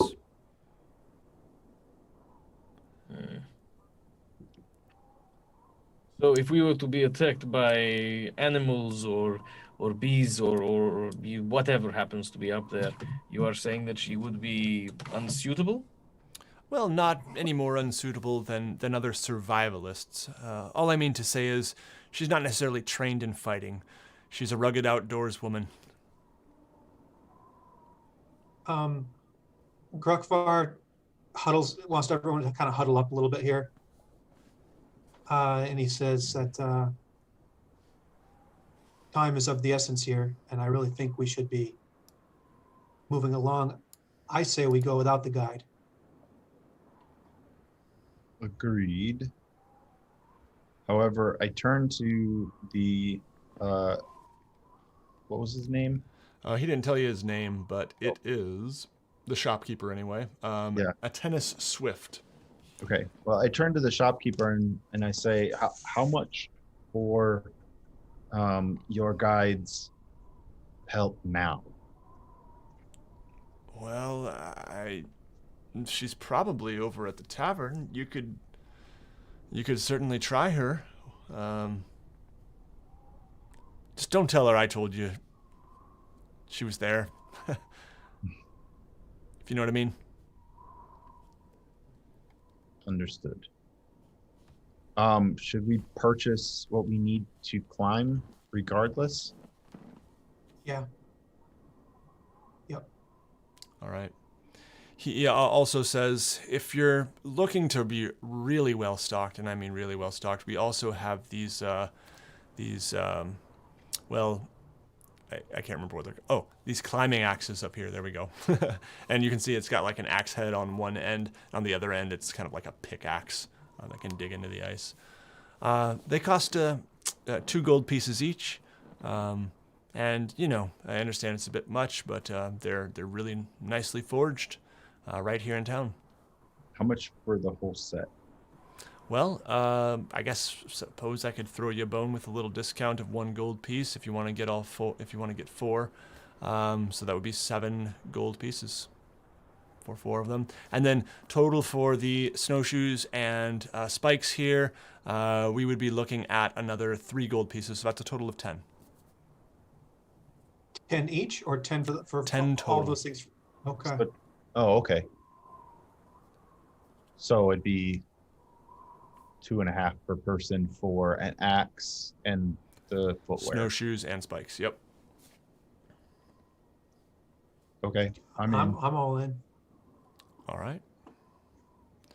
Good. So if you guys each want to just take 2.5 gold, 2 gold and 5 silver, that would be great from your inventories. And the tavern he spoke of was the. Let me pull it back up here. Not Targos, Nate. Oh yeah, that's right. I covered it up with our friendly dragonborn here. There we go.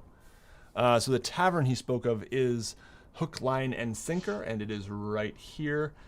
So you guys want to make your way over there now to look for the guide?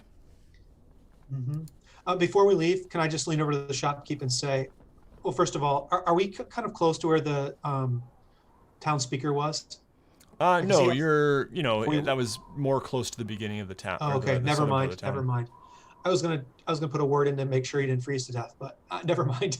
Oh, okay. That is a good point, though. We should ask him about the thefts. Oh, right on, Clay. What's that you said? Thefts? Yeah, your friendly neighborhood dragonborn had mentioned that things have gone missing, Oh, yes. including a supposed magic light at the Northern Lights. Yes, that is correct. I apologize for whatever state you may have found him in.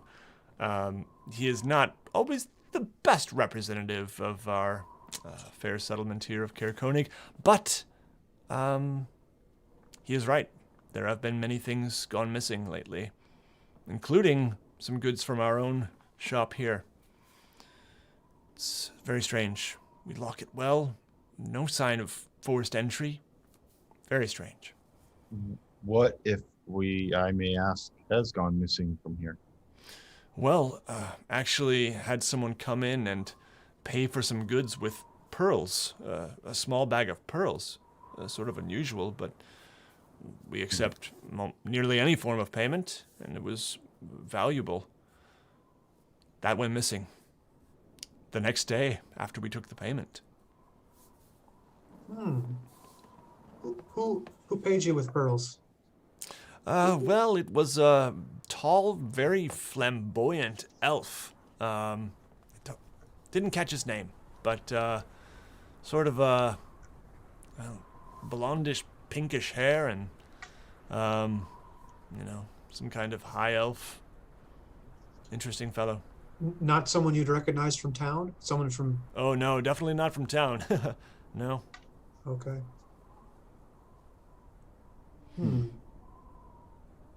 Anything else I can help you with? I'm got to get back home here. Well, I suppose we should be on our way as well. Well, good luck. Thank you. All right. You all head over to Hook, Line, and Sinker, and there is it's a busy place. A lot of people eating, drinking, a bit of music playing as well here in Caer-Konig. You can hear it even as you approach, and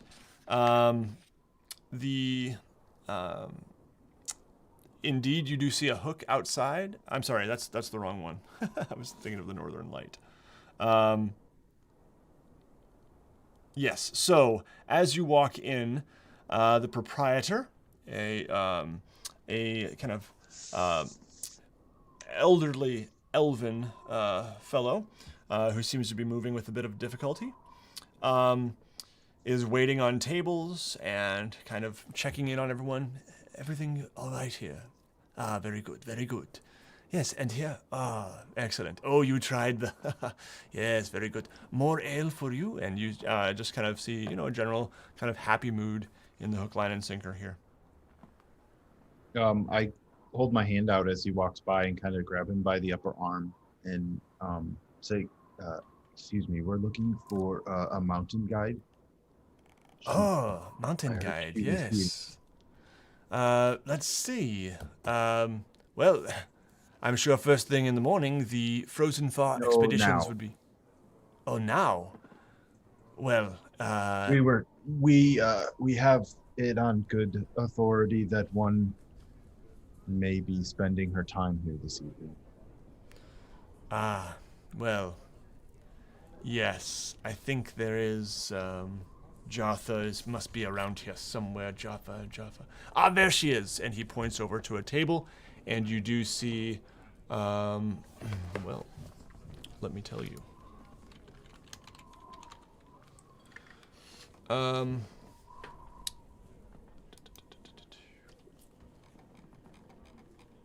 Sorry. Ah, I have the wrong page open. That is why.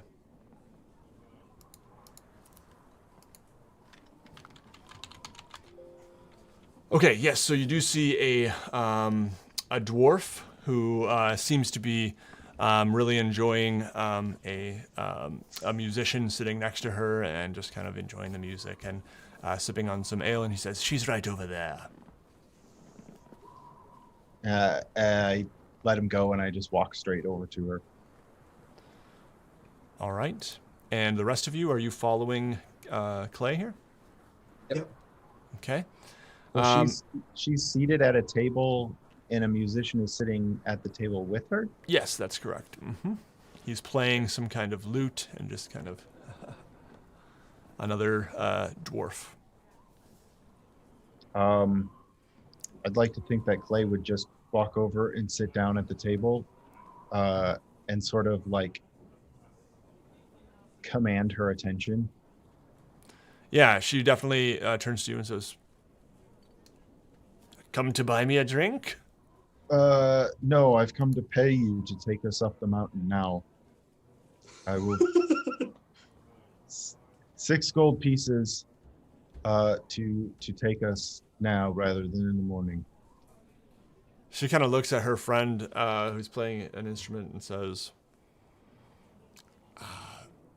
"What do you think?" And he kind of nods, shrugs. And she says, "Well, I kind of an odd request. What's with the urgency?" We're looking for someone who's gone missing. His name is Garrett. All right. Then, yes, Garrett. I know the one. Missing, you say? Well, I'll do it. 6 gold pieces. Who am I to turn up my nose at such payment? Let's be off. She kind of dribbles down her chin, and she's off, ready to go. She says, "All right, well, I'll lead the way." And you guys head out the door. Anything you'd like to do before you leave the hook, line, and sinker here?